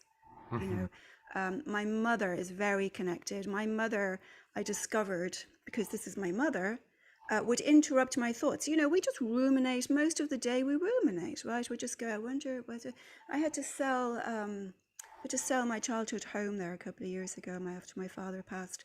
And I came back to New York, and I was wandering about, and I was just sort of waiting for the kettle to boil. And I was thinking, I wonder what she thinks of who I sold the house to. And I'm just thinking this to myself. And next thing I hear my mother interrupt me as clear as the day, because we don't normally think in full, complete sentences, right? That's not, if we monitor the mind. My mother goes, couldn't be happier. And I'm like, that's my mother, you know, because that's the way my mother is, and that's the way she communicates. So I think it depends on how frequently somebody is around us, how close that connection would be. And I'm not a believer in the move on, because it implies there's someplace else. And there isn't. There is the stream of consciousness. There is the present and only the present, which is why we know there's no concept of time in the afterlife. That's a construct of the four-dimensional world we're in. And so for me, my experience has been that it's almost like it's sort of a vertical experience rather than a linear experience, you know. I know people do grow and they do heal, and that's very apparent. But people do not, nobody who loves you is going to leave you. Beautiful. Well, this is just a homeopathic dose of your medicine, and I want to encourage people to get much more. Go to her website. It's her name, Karen Frances McCarthy, KarenFrancesMcCarthy.com, and immediately put in your email address, as I just did, and subscribe to her newsletter. And let's always do that so we can stay connected to all the beautiful souls that we meet on the awakening world. And you do book appointments, yes? Mm-hmm. Yes, yeah. Great. So you can book an appointment with her, and let me bring our beloved Jennifer on for any final thoughts that she might have. Yes, thank you so much. And I have to say, Karen, I've had such an awakening since I did that mysticism class. In fact, even on my end, I'd never had this happen before. About 3 weeks ago, ironically, right before I was going to Ireland, I was in a meditative state one day, and my Uncle Steve, I'd heard, wasn't feeling well. Like, I begged my dad to call him because Uncle Steve had been in some pain, and I talked to my cousins regularly. So my dad calls him and tells him to go get it checked. Well, that morning, I was doing my normal meditation. And at the end, I kind of tapped into Uncle Steve's soul. He was, you know, just as far as I knew, alive and well. And I said, Uncle Steve, it's Jenny. You know, I can't really reach you where you're at right now, but I just want you to know I love you, and how are you doing? And without missing a beat, my Uncle Steve said, Jenny, I'm about to leave very soon. It's my choice. You're not allowed to tell my kids, and you're not allowed to tell your dad. And I just want you to know it's my choice. And I was just completely at peace. And I said, wow, thank you, Uncle Steve. I appreciate you letting me know. And 3 days later, Karen, right before I was going to bed, all of a sudden, Uncle Steve came in clear as day, and he said, hi, Jenny, I'm about to leave. Just know it's okay, and I love you. And 5 hours later, when I was asleep, my cousins texted me he passed away. And it was just the most beautiful transition I had ever experienced for anybody I loved, because I knew that his soul was at peace, and, you know, he was only in pain for a few days and was able to transition. So thank you for everything you taught me, Karen. I really can't thank you enough, my friend. And I would like to just to say, if anybody does want to work on developing their sensitivity or understanding how to reach the altered states that make these sorts of communications happen, to go to my website. It's a bunch of guided exercises that are all free, that you're welcome to listen to if you want, under free offerings there. You're welcome to go along and have a listen to any of those if you like. And I do lots of free workshops. We do series, do lots of, if you get the newsletter, we'll keep you updated, but we do lots of free stuff as well as paid courses and private sessions. So you're all welcome to come to that. I'm a firm believer that the more people who understand the continuity of conscious, the more we will eliminate the fear of death, which seems to drive so much of our other existential angst in our lives. Thank you so much. Thank you for your beautiful service to our world, and it's a pleasure to meet you. You too. Yeah, thank you, Jenny. Karen. So much love, my friend. Jennifer, do you want to introduce your next guest? Yes, absolutely. So I am so lucky. This is kind of how I came to be co-founder of om-heals.com. is in my network of just wonderful, incredible people that I get to know and love is another gentleman, Aaron Rodriguez, who we met at the Kabbalah Center in Los Angeles. Gosh, so many years ago. It may have even been a decade ago when we first met Aaron, and we just kind of stayed in touch throughout the years. And now he is a Kabbalistic Reiki master guru. Try and put that all together, not to mention a shaman who practices plant medicine. And his sessions are so deep and profound. He uses a beautiful mixture of Kabbalistic technologies, tarot reading, Reiki energy. And you truly are one of the mystical ones, Erin. I love that you integrate so beautifully all the facets of this healing diamond that you offer to the world.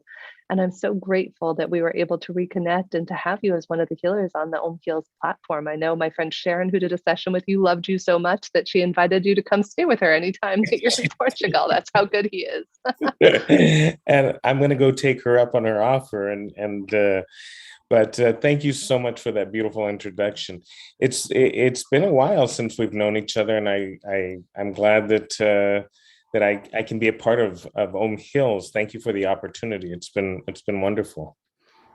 Thank you. Yeah, thank you, Erin. Well, talk a little bit about how you chose to integrate all of these beautiful practices from Reiki to Kabbalah to shamanism and plant medicine. How did those all come together in your mind to integrate them into the healing practices you use? Well, it wasn't easy because, I had so many hangups. Even, as a kid, I was probably like 4 or 5 years old, and I knew that I had this gift, and my grandmother was a healer, and her grandfather was a shaman, and so I do come from this line, but I just never really wanted to do it. I wanted to be normal, so to speak, right? And so I ran from everything. But then in my 20s, I started to study Reiki, and so I became a Reiki master pretty quickly, and started to do that, but not real full time. And it just, as time went on, I kept on doing it. And when I started to study Kabbalah, I just, everything for me was very categorized and delineated, if you will, or, it all had its place. And I kept on getting this message that I needed to just combine everything. I needed to be able to go with whatever I felt. And my grandmother would come in and talk to me. I'd get all these messages. And so I just decided to do that. And it's really been amazing because it's helped so many people, to really reach their full potential and to be able to help heal them, or give them the tools really to heal themselves, because that's what we do, right? So.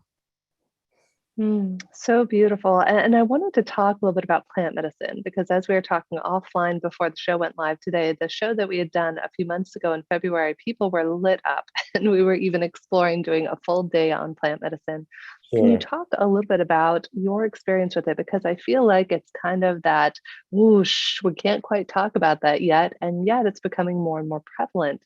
And so for inquiring minds who might have questions about it, maybe share with us a little bit about your experience of how plant medicine integrates into energy medicine. So, I'm in Seattle right now working with a client, but and we use plant medicine.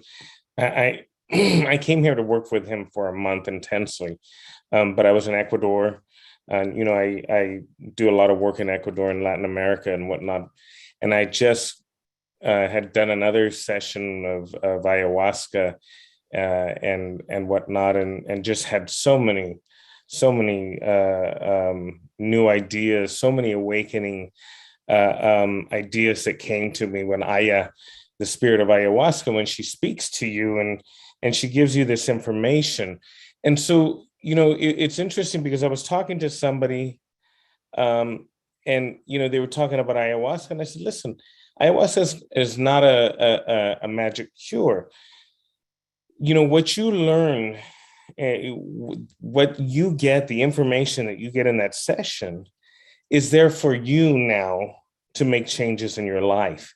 So it's an awakening process that happens. And this is what happens with all of the plant medicines. They work in so many different ways. One of the things that I do with my client, we do it at least once a day, usually 2 or 3 times a day, is mambe and ambil. And this is mambe, this is ambil. And mambe is, it's a mix of like coca leaf, eucalyptus, and I can't remember the name of the other one. And it's pulverized, it's dried and pulverized, and it's feminine energy. And then the ambil it comes from tobacco leaf, and it's basically boiled in salt water and reduced. And that's very masculine energy. And it has to do with balancing female and male energy. Also works on the throat chakra, but really will help to align all the chakras. It'll go throughout the body. It'll go wherever it needs to go. And all these plant medicines help to remove blockages, to help you help yourself. And so they're amazing. I use a lot of them with my clients when I'm there physically. And just use all different types, like rapé, which is a tobacco snuff. So they're different, all different types. Yeah, it's so beautiful. I think that the thing that we all have the opportunity to explore and connect to is there are parts of ourselves that you could call them shadow parts, or even perhaps blind spots, things we don't know. I remember I was doing a journey at some point in the last year or two, and I heard a message that we are all doing the best we can, and that includes you. And sometimes, just simple little things. And I like to think of plant medicine as it doesn't even have to be something that you imbibe. I love to talk to trees. Those of you who know me, know that the apartment that I now have in Lisbon, it's very hard to find a great place here. And it was on the market for 3 hours. And later that day, I show up here and there are these 2 beautiful olive trees on the terrace. And I walked out and I didn't think anybody was going to notice because I thought people would think I was crazy. And I just lovingly put my left hand on the tree and just asked it from my heart to its, how are you doing? Is this a good place to live? And the tree was like, oh, it's beautiful. It's magical. You're going to love it. And 2 days later, we're signing the lease. And they literally said to us, do you know why we chose you? And I said, no. They said, we saw you talking to our tree. And so you got to love, but I say that because whether you choose to imbibe it or obviously look at the legal ramifications around that, wherever you're going, we're not encouraging that, but, look at what's healthy for you, just connect to nature. I think that's a beautiful way that we can all heal with the plants and the trees. Talk to us about that. What's your experience with connecting with nature? It's so interesting because I just, my client and I went out to the waterfalls here outside of Seattle. And I took some plant medicine. So we took some plant medicine and just sat out in nature. And as soon as he put it into his mouth, he was like, oh my gosh, I feel it vibrating throughout my body. And I said, well, yeah, because you've already been doing this now for, a week and a half, 2 weeks, whatever it was at the time. And I said, your body has this plant energy in it. It's communicating. Now you're communicating with all nature. Not only that, but what I tell people is that, after I had this breakup that was really intense and took me a long time to get over my ex, I had gone into hiking mode, and I was hiking in the hills behind my house like twice a day. And, when you connect to La Pachamama, Mother Earth, when you connect, what you don't realize, or what happens is that, by you connecting to Mother Earth, the trees, the animals, whether you see them or not, all of nature is taking your negative energy and transmuting that energy. So it's the same process as a tree taking carbon monoxide and turning it into oxygen.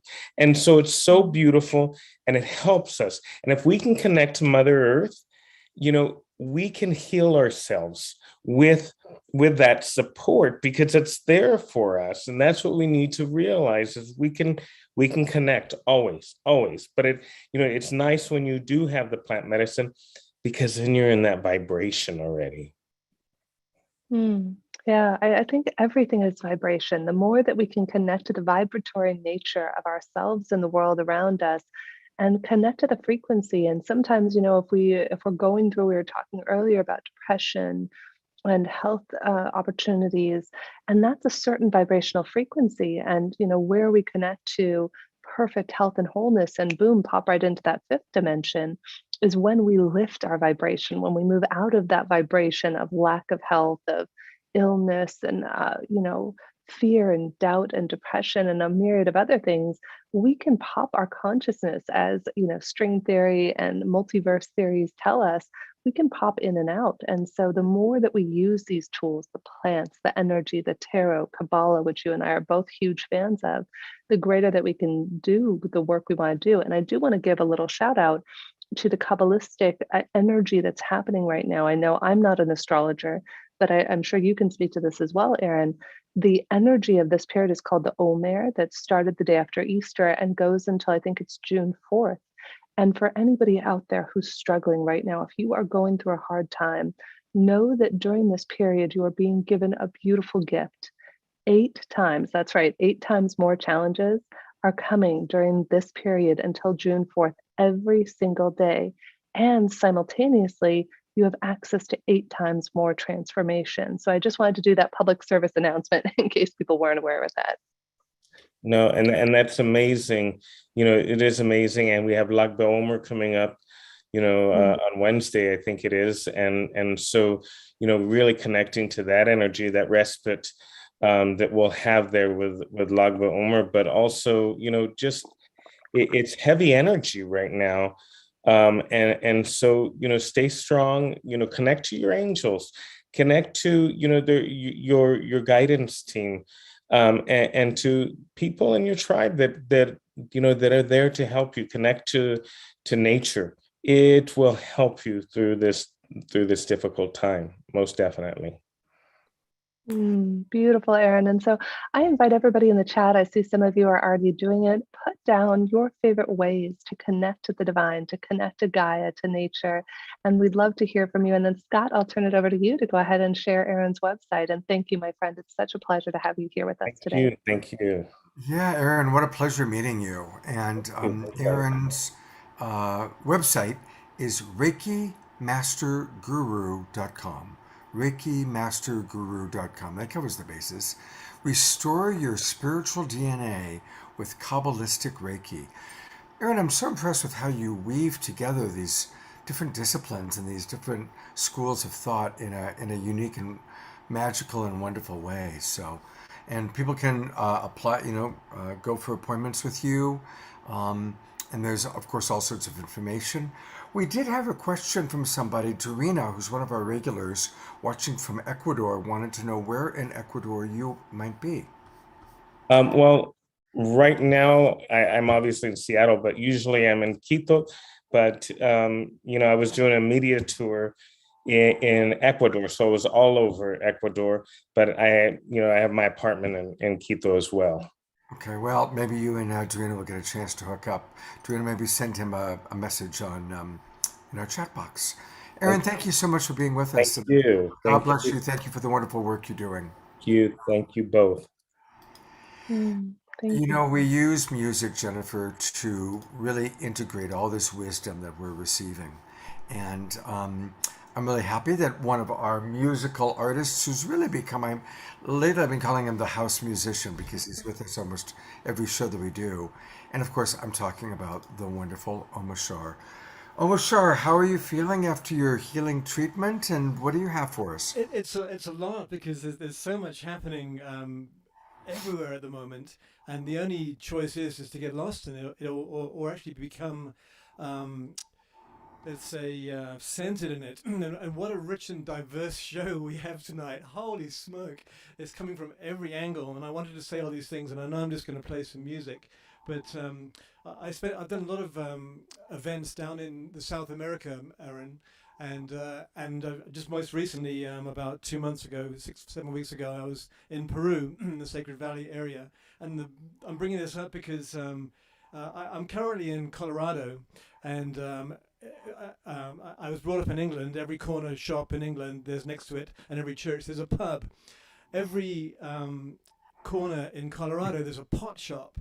Every corner in Cusco and Peru, there's a plant medicine shop. It's fully legal. So it's so weird how it's taboo here in the States and not there.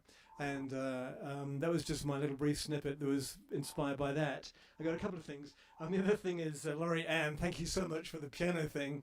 I was blessed with having a grand piano in my lounge the whole of my life. My mum, she who could not play, taught me how to play piano through books.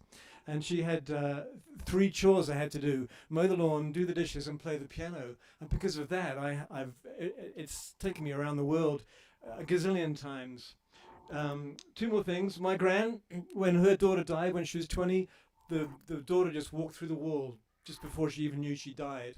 And then she told me that about a decade ago, before she passed. And so it's just very interesting. Okay, that's it. No more words. Here's the song. It's called Come Back and Play. It is from my Shine On album, I think. I have so many albums I can't remember. And the lyrics are basically Divine Mother speaking to us. And so without further ado, let's take a couple of deep breaths and let's see if this works.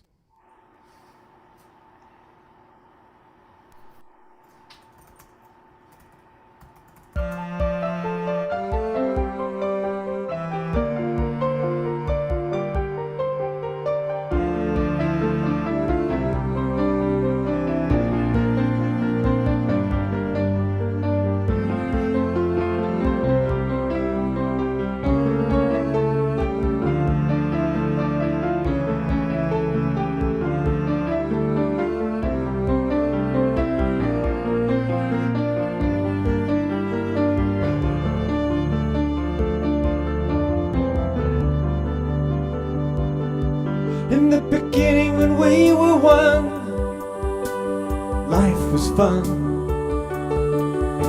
The human race had just begun. When you were children you loved and played in the sun. So tell me now, where have you gone? Come back and divine. You're part of me, walking through time. I didn't leave you in the dark. You are the jewel in my heart.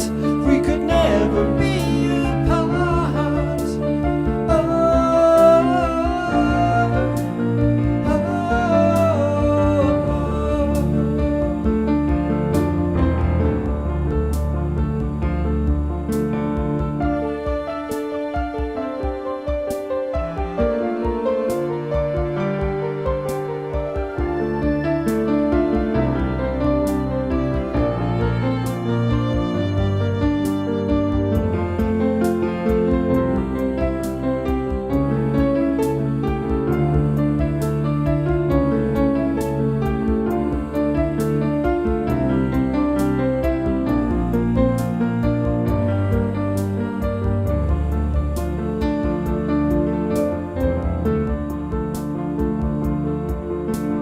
yearn for you endlessly. A field of dreams in between. You are the children of the sun, all of you. The world awaits your point of view. So come back and play with the divine. You're part of me, walking through time.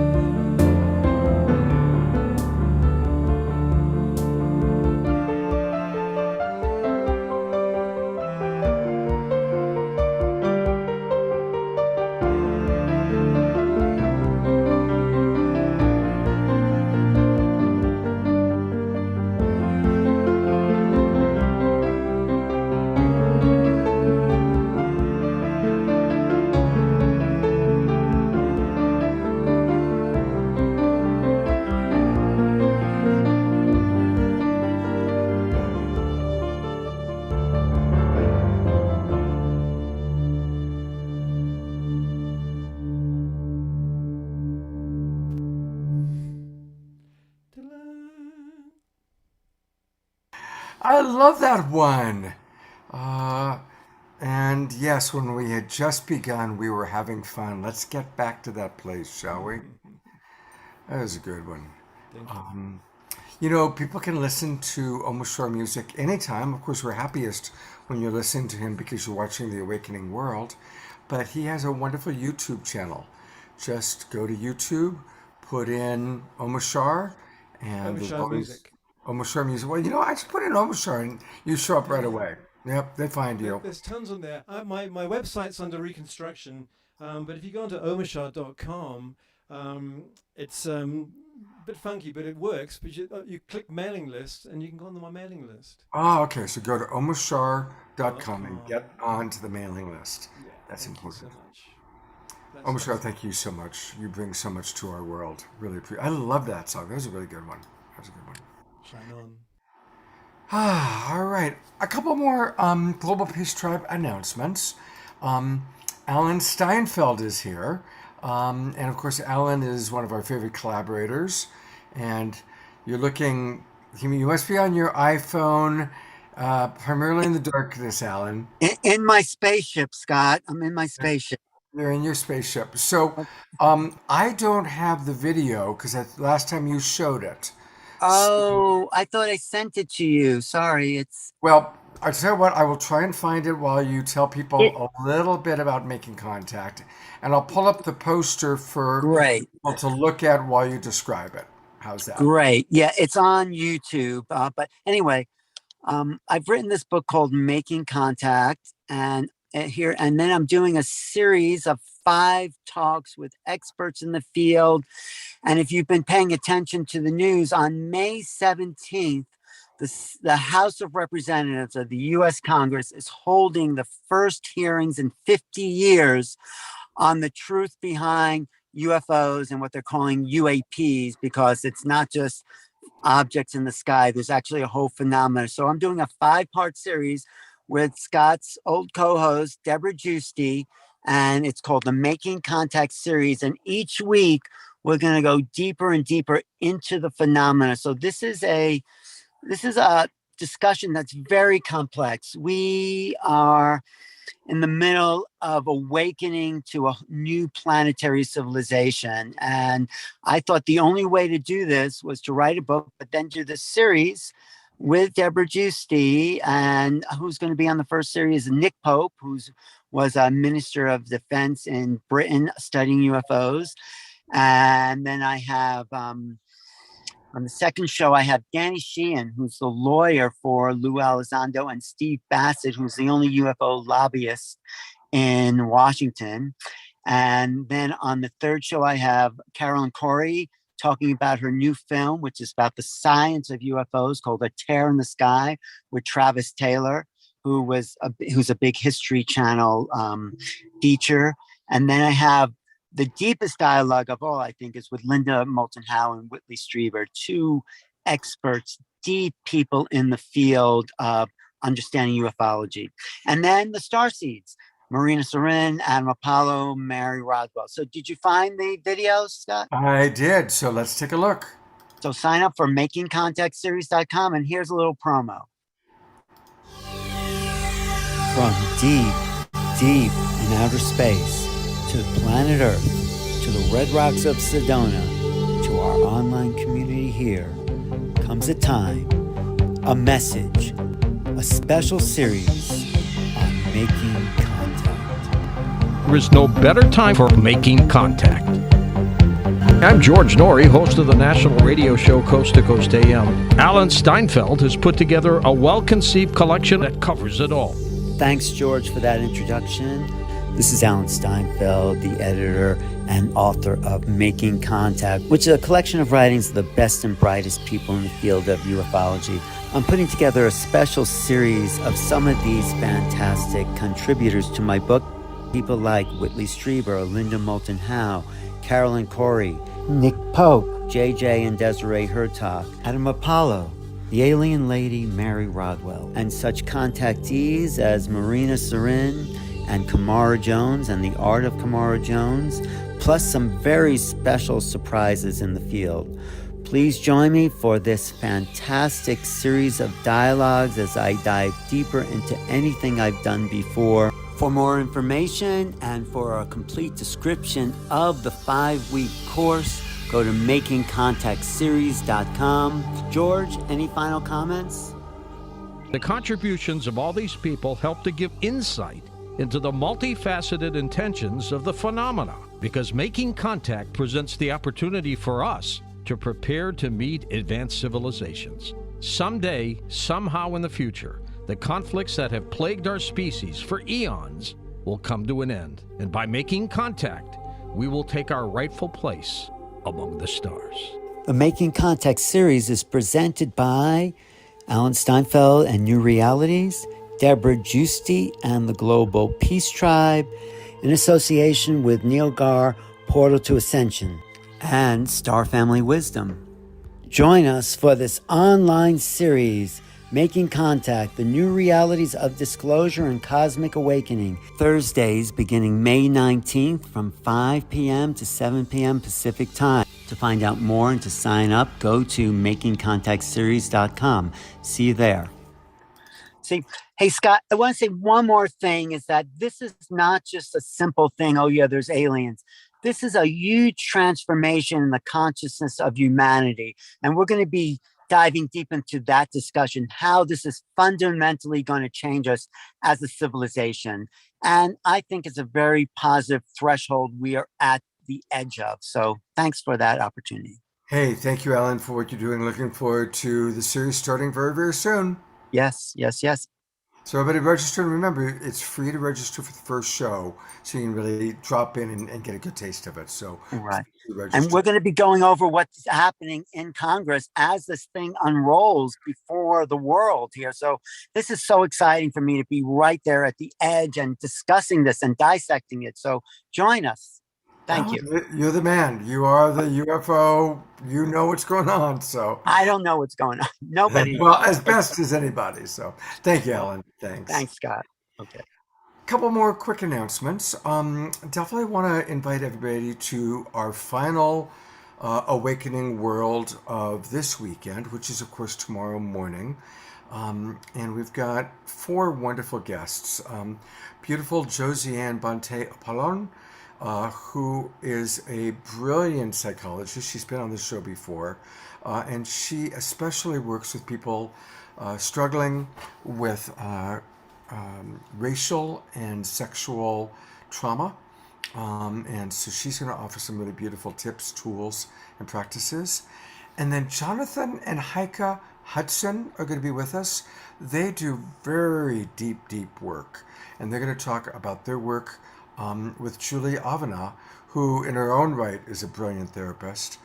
So it's going to be a powerful Sacred Sunday show tomorrow morning. So please do join us for that. And then next weekend, we did not get enough of Jennifer Cahill, and we're going to hear more from her tonight. We're not done with her, but we get a whole weekend with Jennifer, and I'm going to bring her on right now.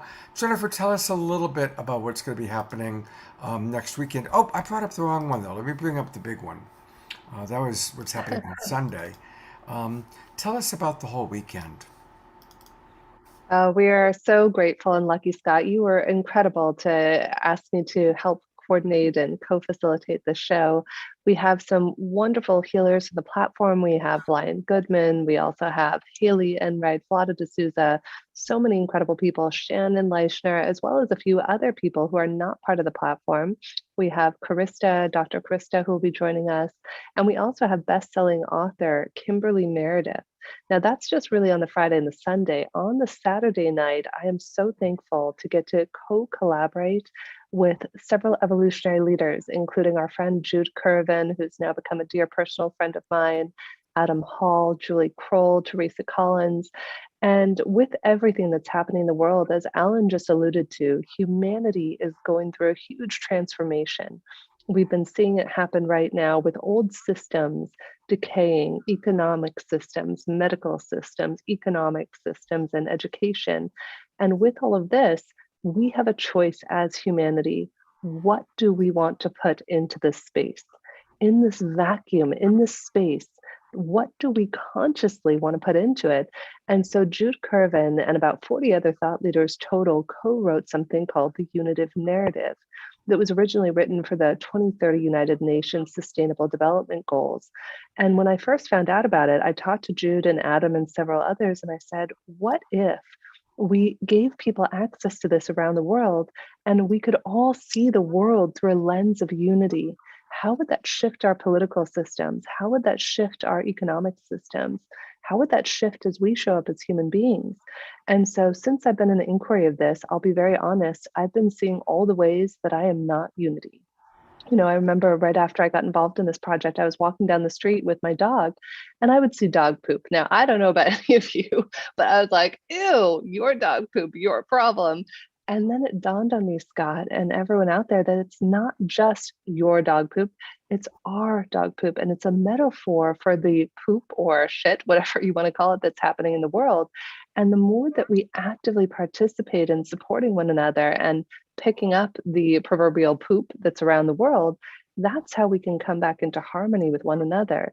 And so the idea is to begin to explore and look at our lives. And we're going to be talking about listening to the soul and empowering our purpose. So on the Friday and the Sunday, we're really going to be talking about listening to our soul from a healing perspective, clearing those beliefs, connecting to the deeper divine self.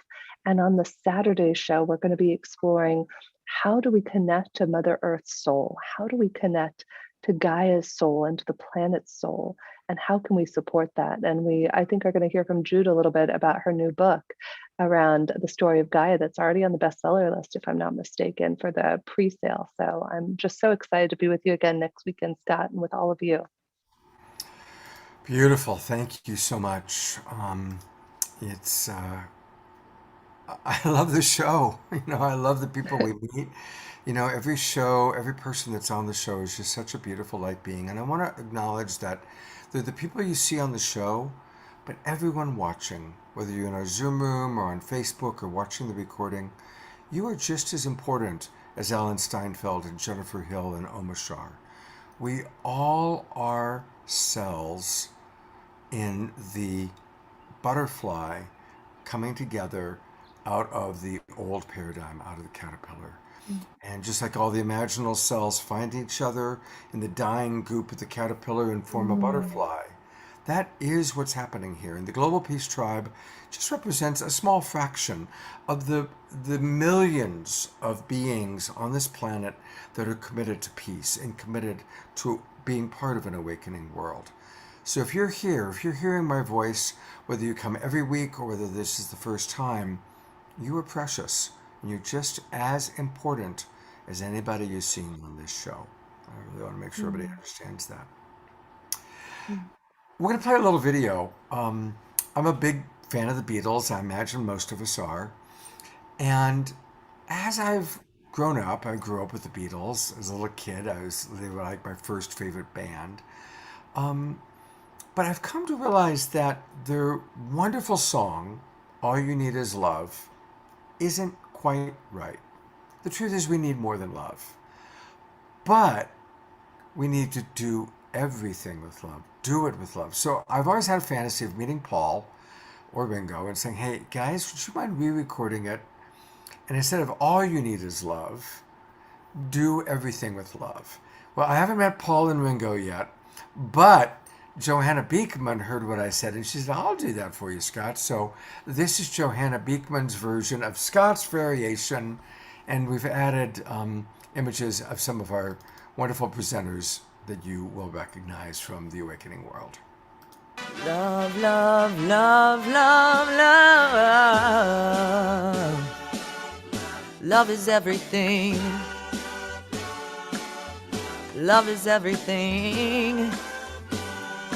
Love, love, love, love, love. Love, love, love. Love, love, love, love. Love, love, love.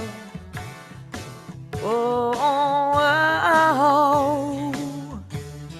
Nothing you can do that can't be done. Nothing you can sing that can't be sung. Nothing you can say, but you can learn how to play the game. It's easy. Do everything with love.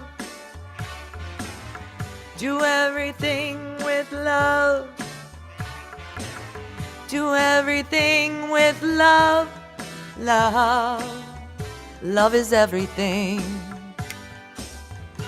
Nothing you can make that can't be made. Nothing you can save that can't be saved. Nothing you can do, but you can learn how to be you in time. It's easy. Do everything with love. Do everything with love. Do everything with love. Love. Love is everything. Love is everything. Love is everything. Love is everything. Love is everything. You know, all those people that you saw in that video, all the people that we're seeing tonight, they're doing it all with love. And let's just think about that. Whatever we're doing, whether we're in a period of rest in our life, whether we're in a period of activity in our life, let's just make sure we're doing it with love. Okay? Thanks for watching, and I'm going to turn it over to Jennifer. Thank you, Scott. I couldn't agree more. What if we all did everything with love, love consciousness, instead of being frustrated or irritated? Most importantly, with ourselves, I think our greatest capacity to extend compassion to another begins with our ability to extend compassion to ourselves. So what if we did all the things with love, even ourselves, when we're being hard on ourselves or saying you suck or you're not good enough? We wouldn't speak to our friends that way. So let's start to show the love to ourselves, and by that, be able to radiate that love then out to the other people in our world. So next we have David Grood, another om-heals.com practitioner who is a wonderful dear friend. I love him. I've known him for many years. He is my go-to numerology intuitive. I've been working with David for probably over 7 years now. He was introduced to me through a mutual friend, Julian Adler.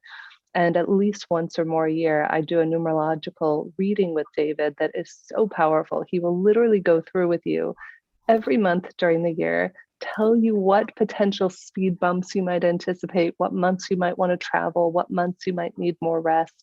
And David, I just heart you, my friend. As you know, I love all of our sessions. That's why I keep coming back to you year after year and refer you to so many people.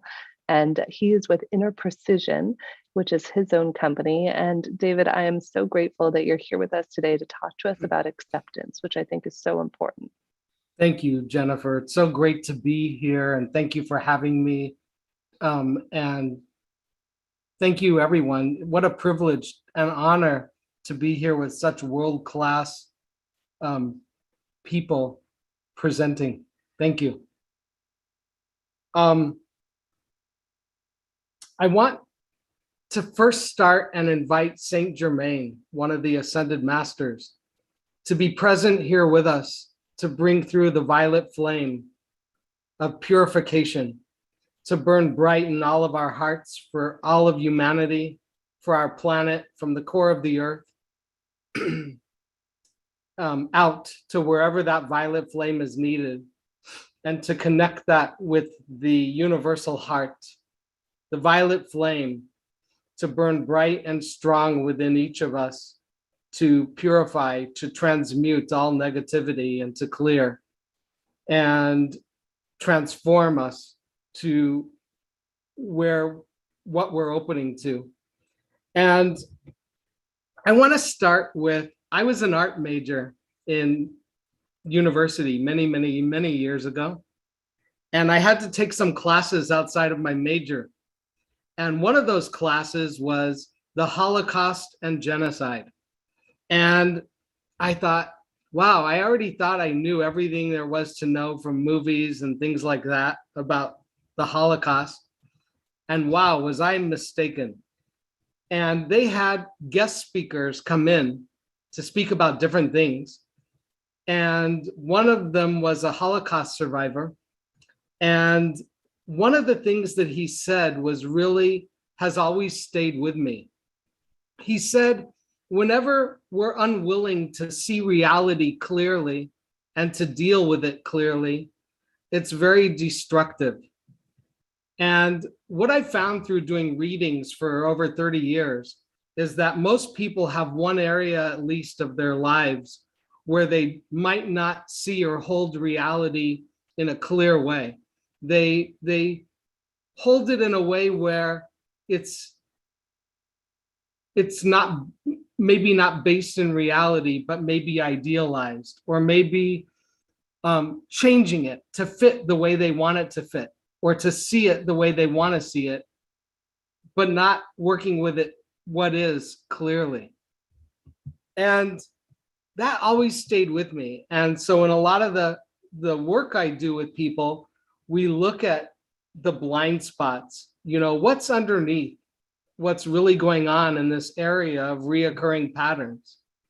And so in 2013, at the end of that year, I came out of a dating situation, and it was not a great ending.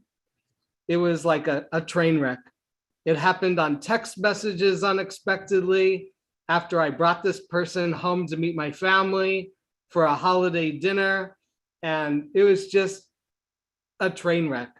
And it just derailed me because I wasn't expecting it. And it was the way that it happened. And, there was just all these pieces to it. And so I found myself being a little flatlined and leveled by it for about a week. And I was in a really deep suffering around it, which gave me an amazing gift. And what happened was I realized that most of my suffering was because I didn't want to accept it for what it was. And that created a very profound, deep suffering. And so what happened then was I decided to go in the mirror, and I looked at myself in the eyes and connected with myself, and I was completely present. And any of you can do this. And when you look in the mirror and you connect with yourself in the eyes, I said to myself, what would happen if I was willing to just for one moment not have a need for anything to be different, not have a need or a desire or want to change anything from what it is. And I could just completely accept it completely for what it is. And so I decided, as I was looking at in my eyes, connecting with my inner self, my soul, I thought, you know what? I'm just going to try on the outfit of acceptance and feel what it feels like and feel it fully. And when it happened, I went boom, and I rebirthed into something else in that moment. And it took me out of so much of my intensity of deep suffering in that moment. And that was amazing. And so a lot of times since then, I've invited people to work with and try on the outfit of acceptance, because it's a fun outfit to try on sometimes. It can fit interdimensionally, and you all might enjoy it. Anyway, long story short, I had my first and only Bufo journey this year. And for those of you that don't know what that is, that's the toxic or poisonous resin from the Sonoran toad. And people have an experience of smoking it, and they go on a journey for healing. And all I can say is, OMG, I had another level of acceptance, because,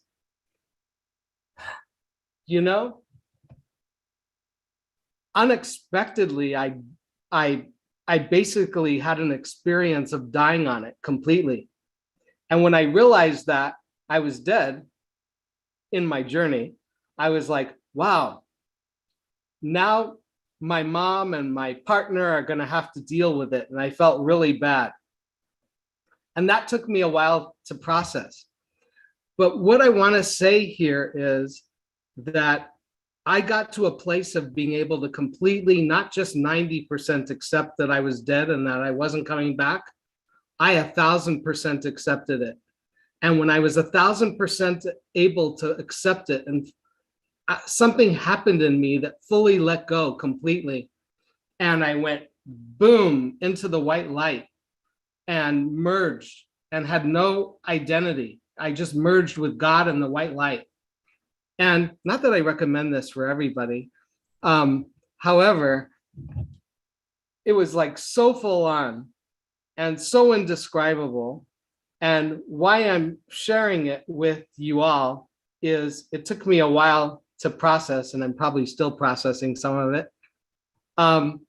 is that, you know, even when we leave our body and let go of everything, it's still an invitation to be an acceptance.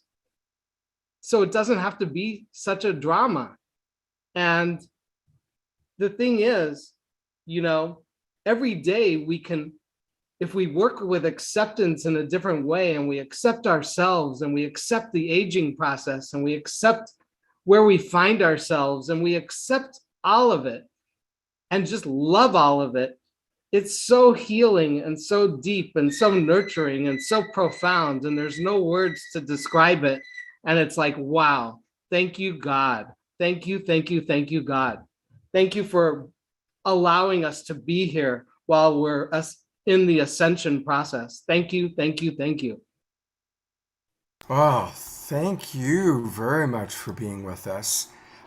Two things. I love that you talk about acceptance, and I think that if you take a look at our greatest spiritual teachers that have lasted a long time, that's what they embodied. You know, Prince Siddhartha became the Buddha of compassion when he accepted there is suffering. Jesus on the cross, tortured and crucified, and able to reach the level of acceptance of forgive them, Father, they know not what they do. And so it keeps going on. Learning and acceptance doesn't mean condoning hurtful behavior. It doesn't mean we have to like our circumstances in the moment, but dropping into presence regardless of what's happening. So thank you so much, David.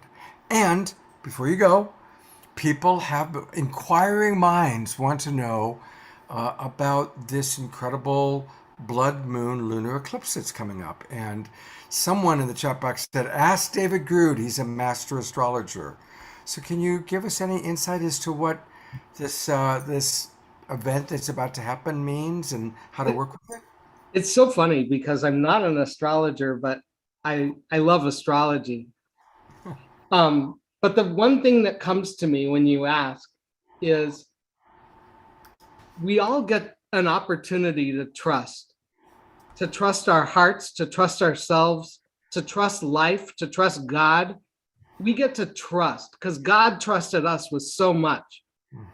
So it's like letting go of what is no longer needed and opening up to what God has trusted us with and given to us, and accept that as our path and be willing and open to work with it. Beautiful, beautiful. And any last tips of how to work with the energies of this weekend?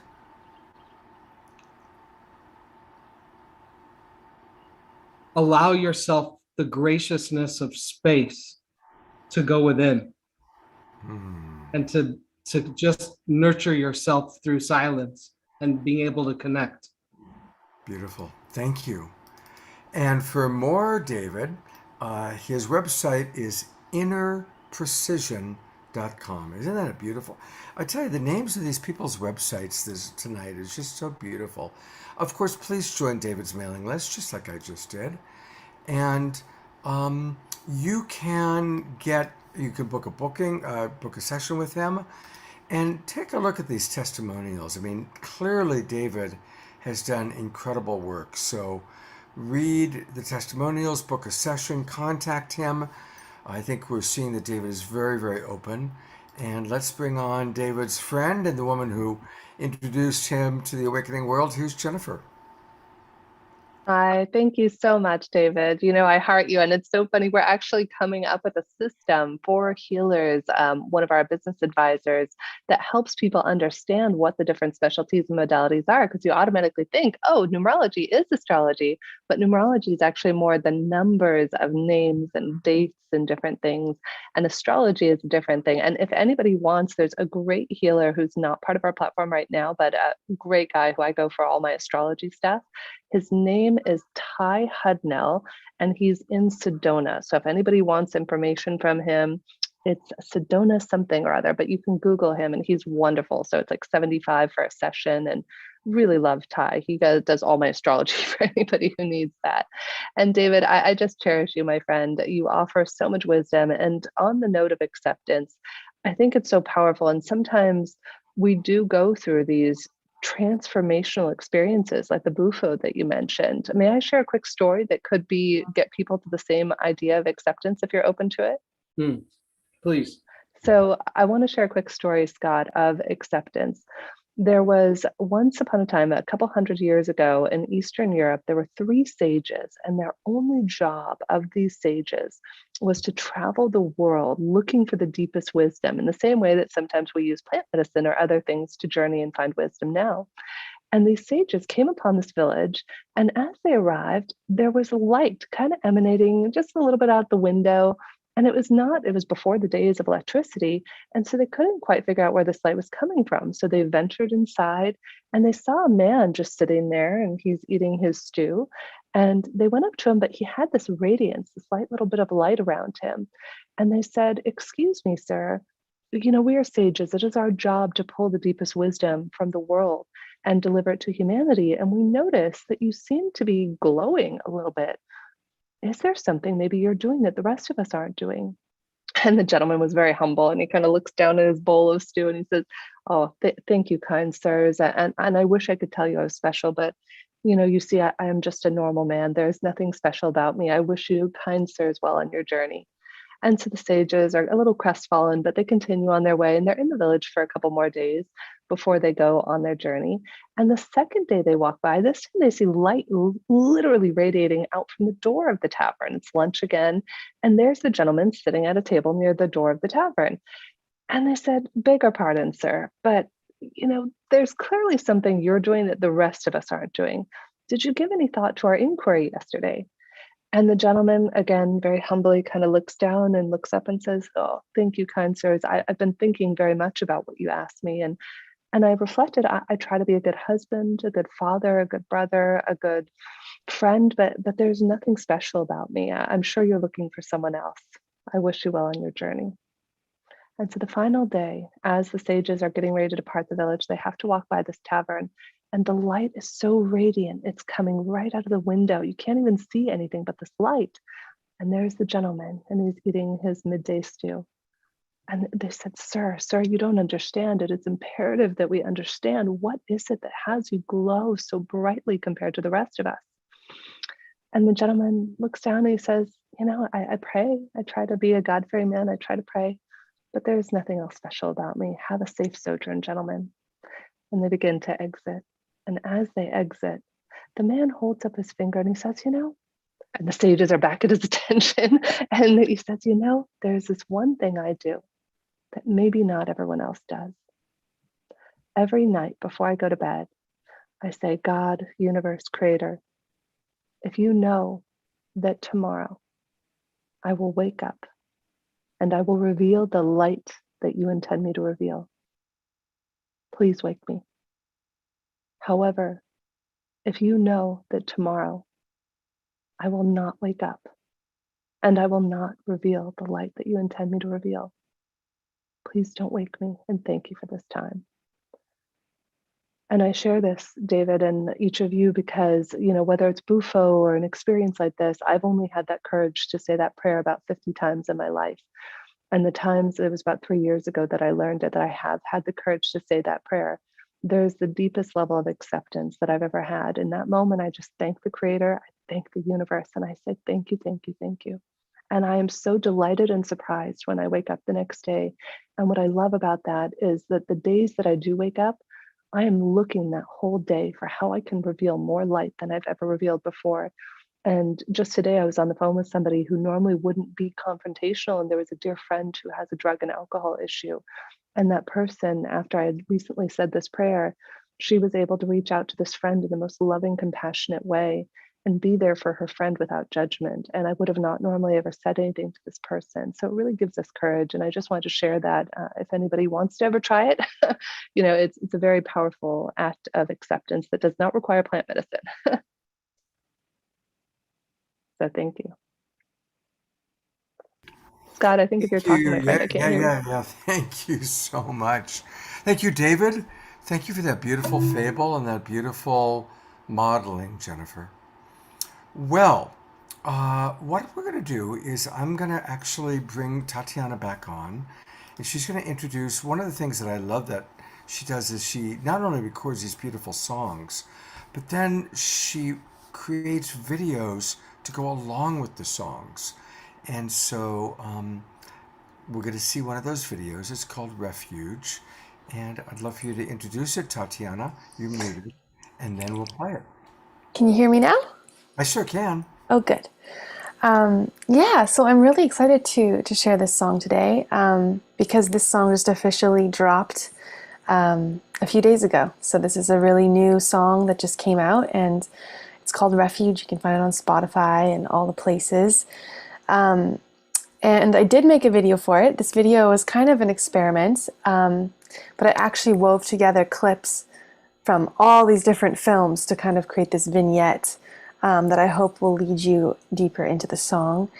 And I feel like Refuge is also a really appropriate song for today. It's a really healing piece of music, I feel.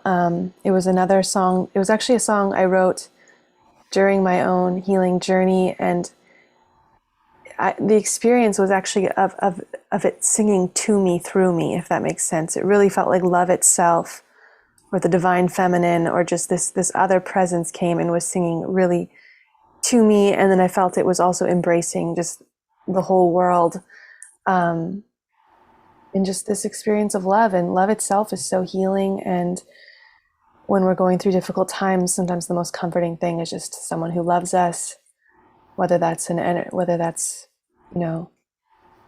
tune into that in a divine way, or it's actually human connection. So yeah, that's Refuge, and I hope you guys enjoy it. Thank you. All right. Here we go. Pulling it up right now. I've got it ready to go. There it is.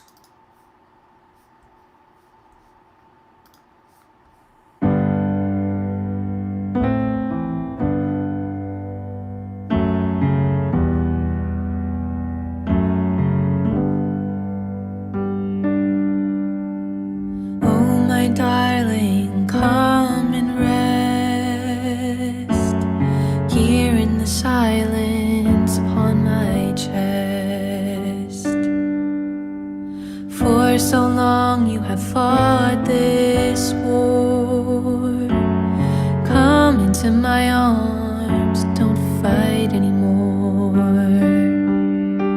When your heart is breaking, spirit's aching, remember, my love will hold you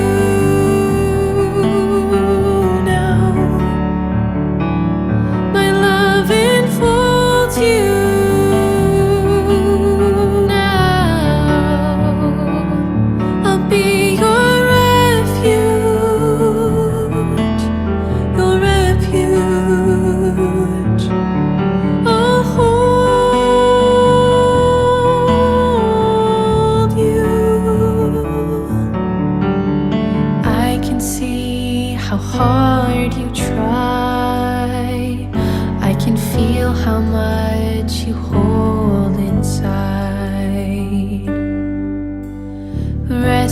this love and be renewed.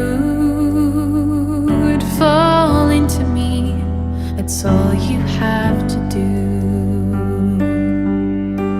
When your heart is breaking, when your spirit's aching, remember, my love will hold you now. My love enfolds you now. I'll be your refuge, your refuge. I'll hold you. I will hold you so close and keep you warm. I will be your shelter in the storm, a place for your heart to rest in my arms,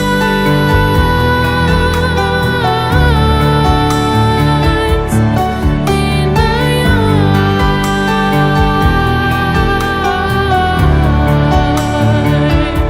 My love will hold you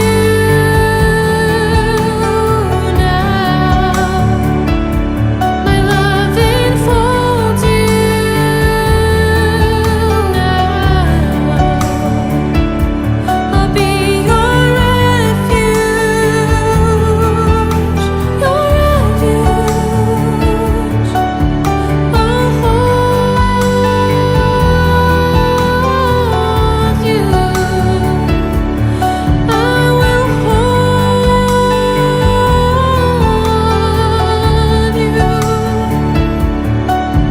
I'll hold you.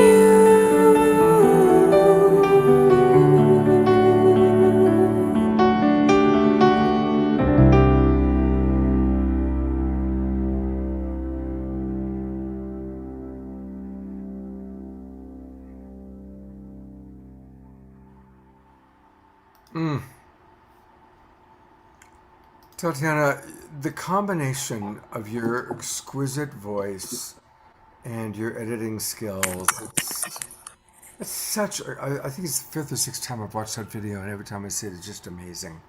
Aw, yay. Big twinkling.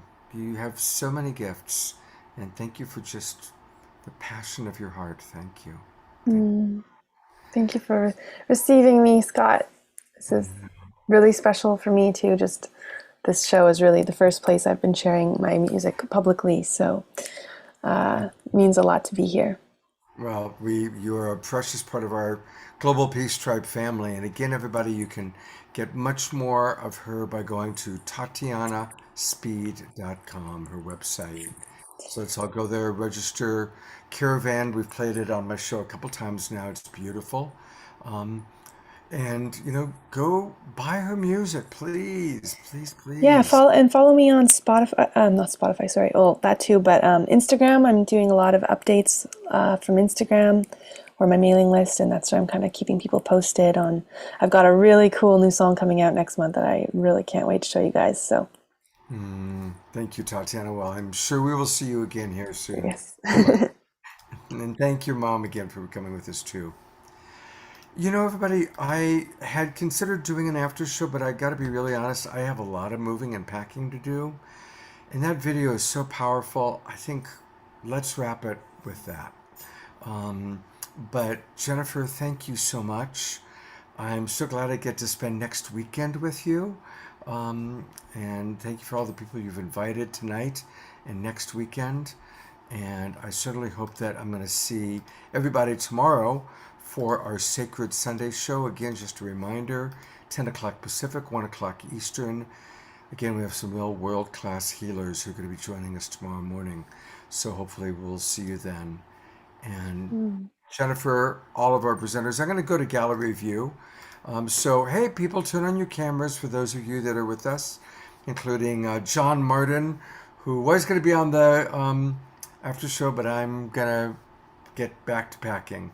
Debbie Johnston, thank you for all that you do. Safe travels on the airplane tomorrow. And everybody, God's blessings. Thank you for watching us. And hopefully we'll see you tomorrow morning and definitely next weekend. Good night, everybody.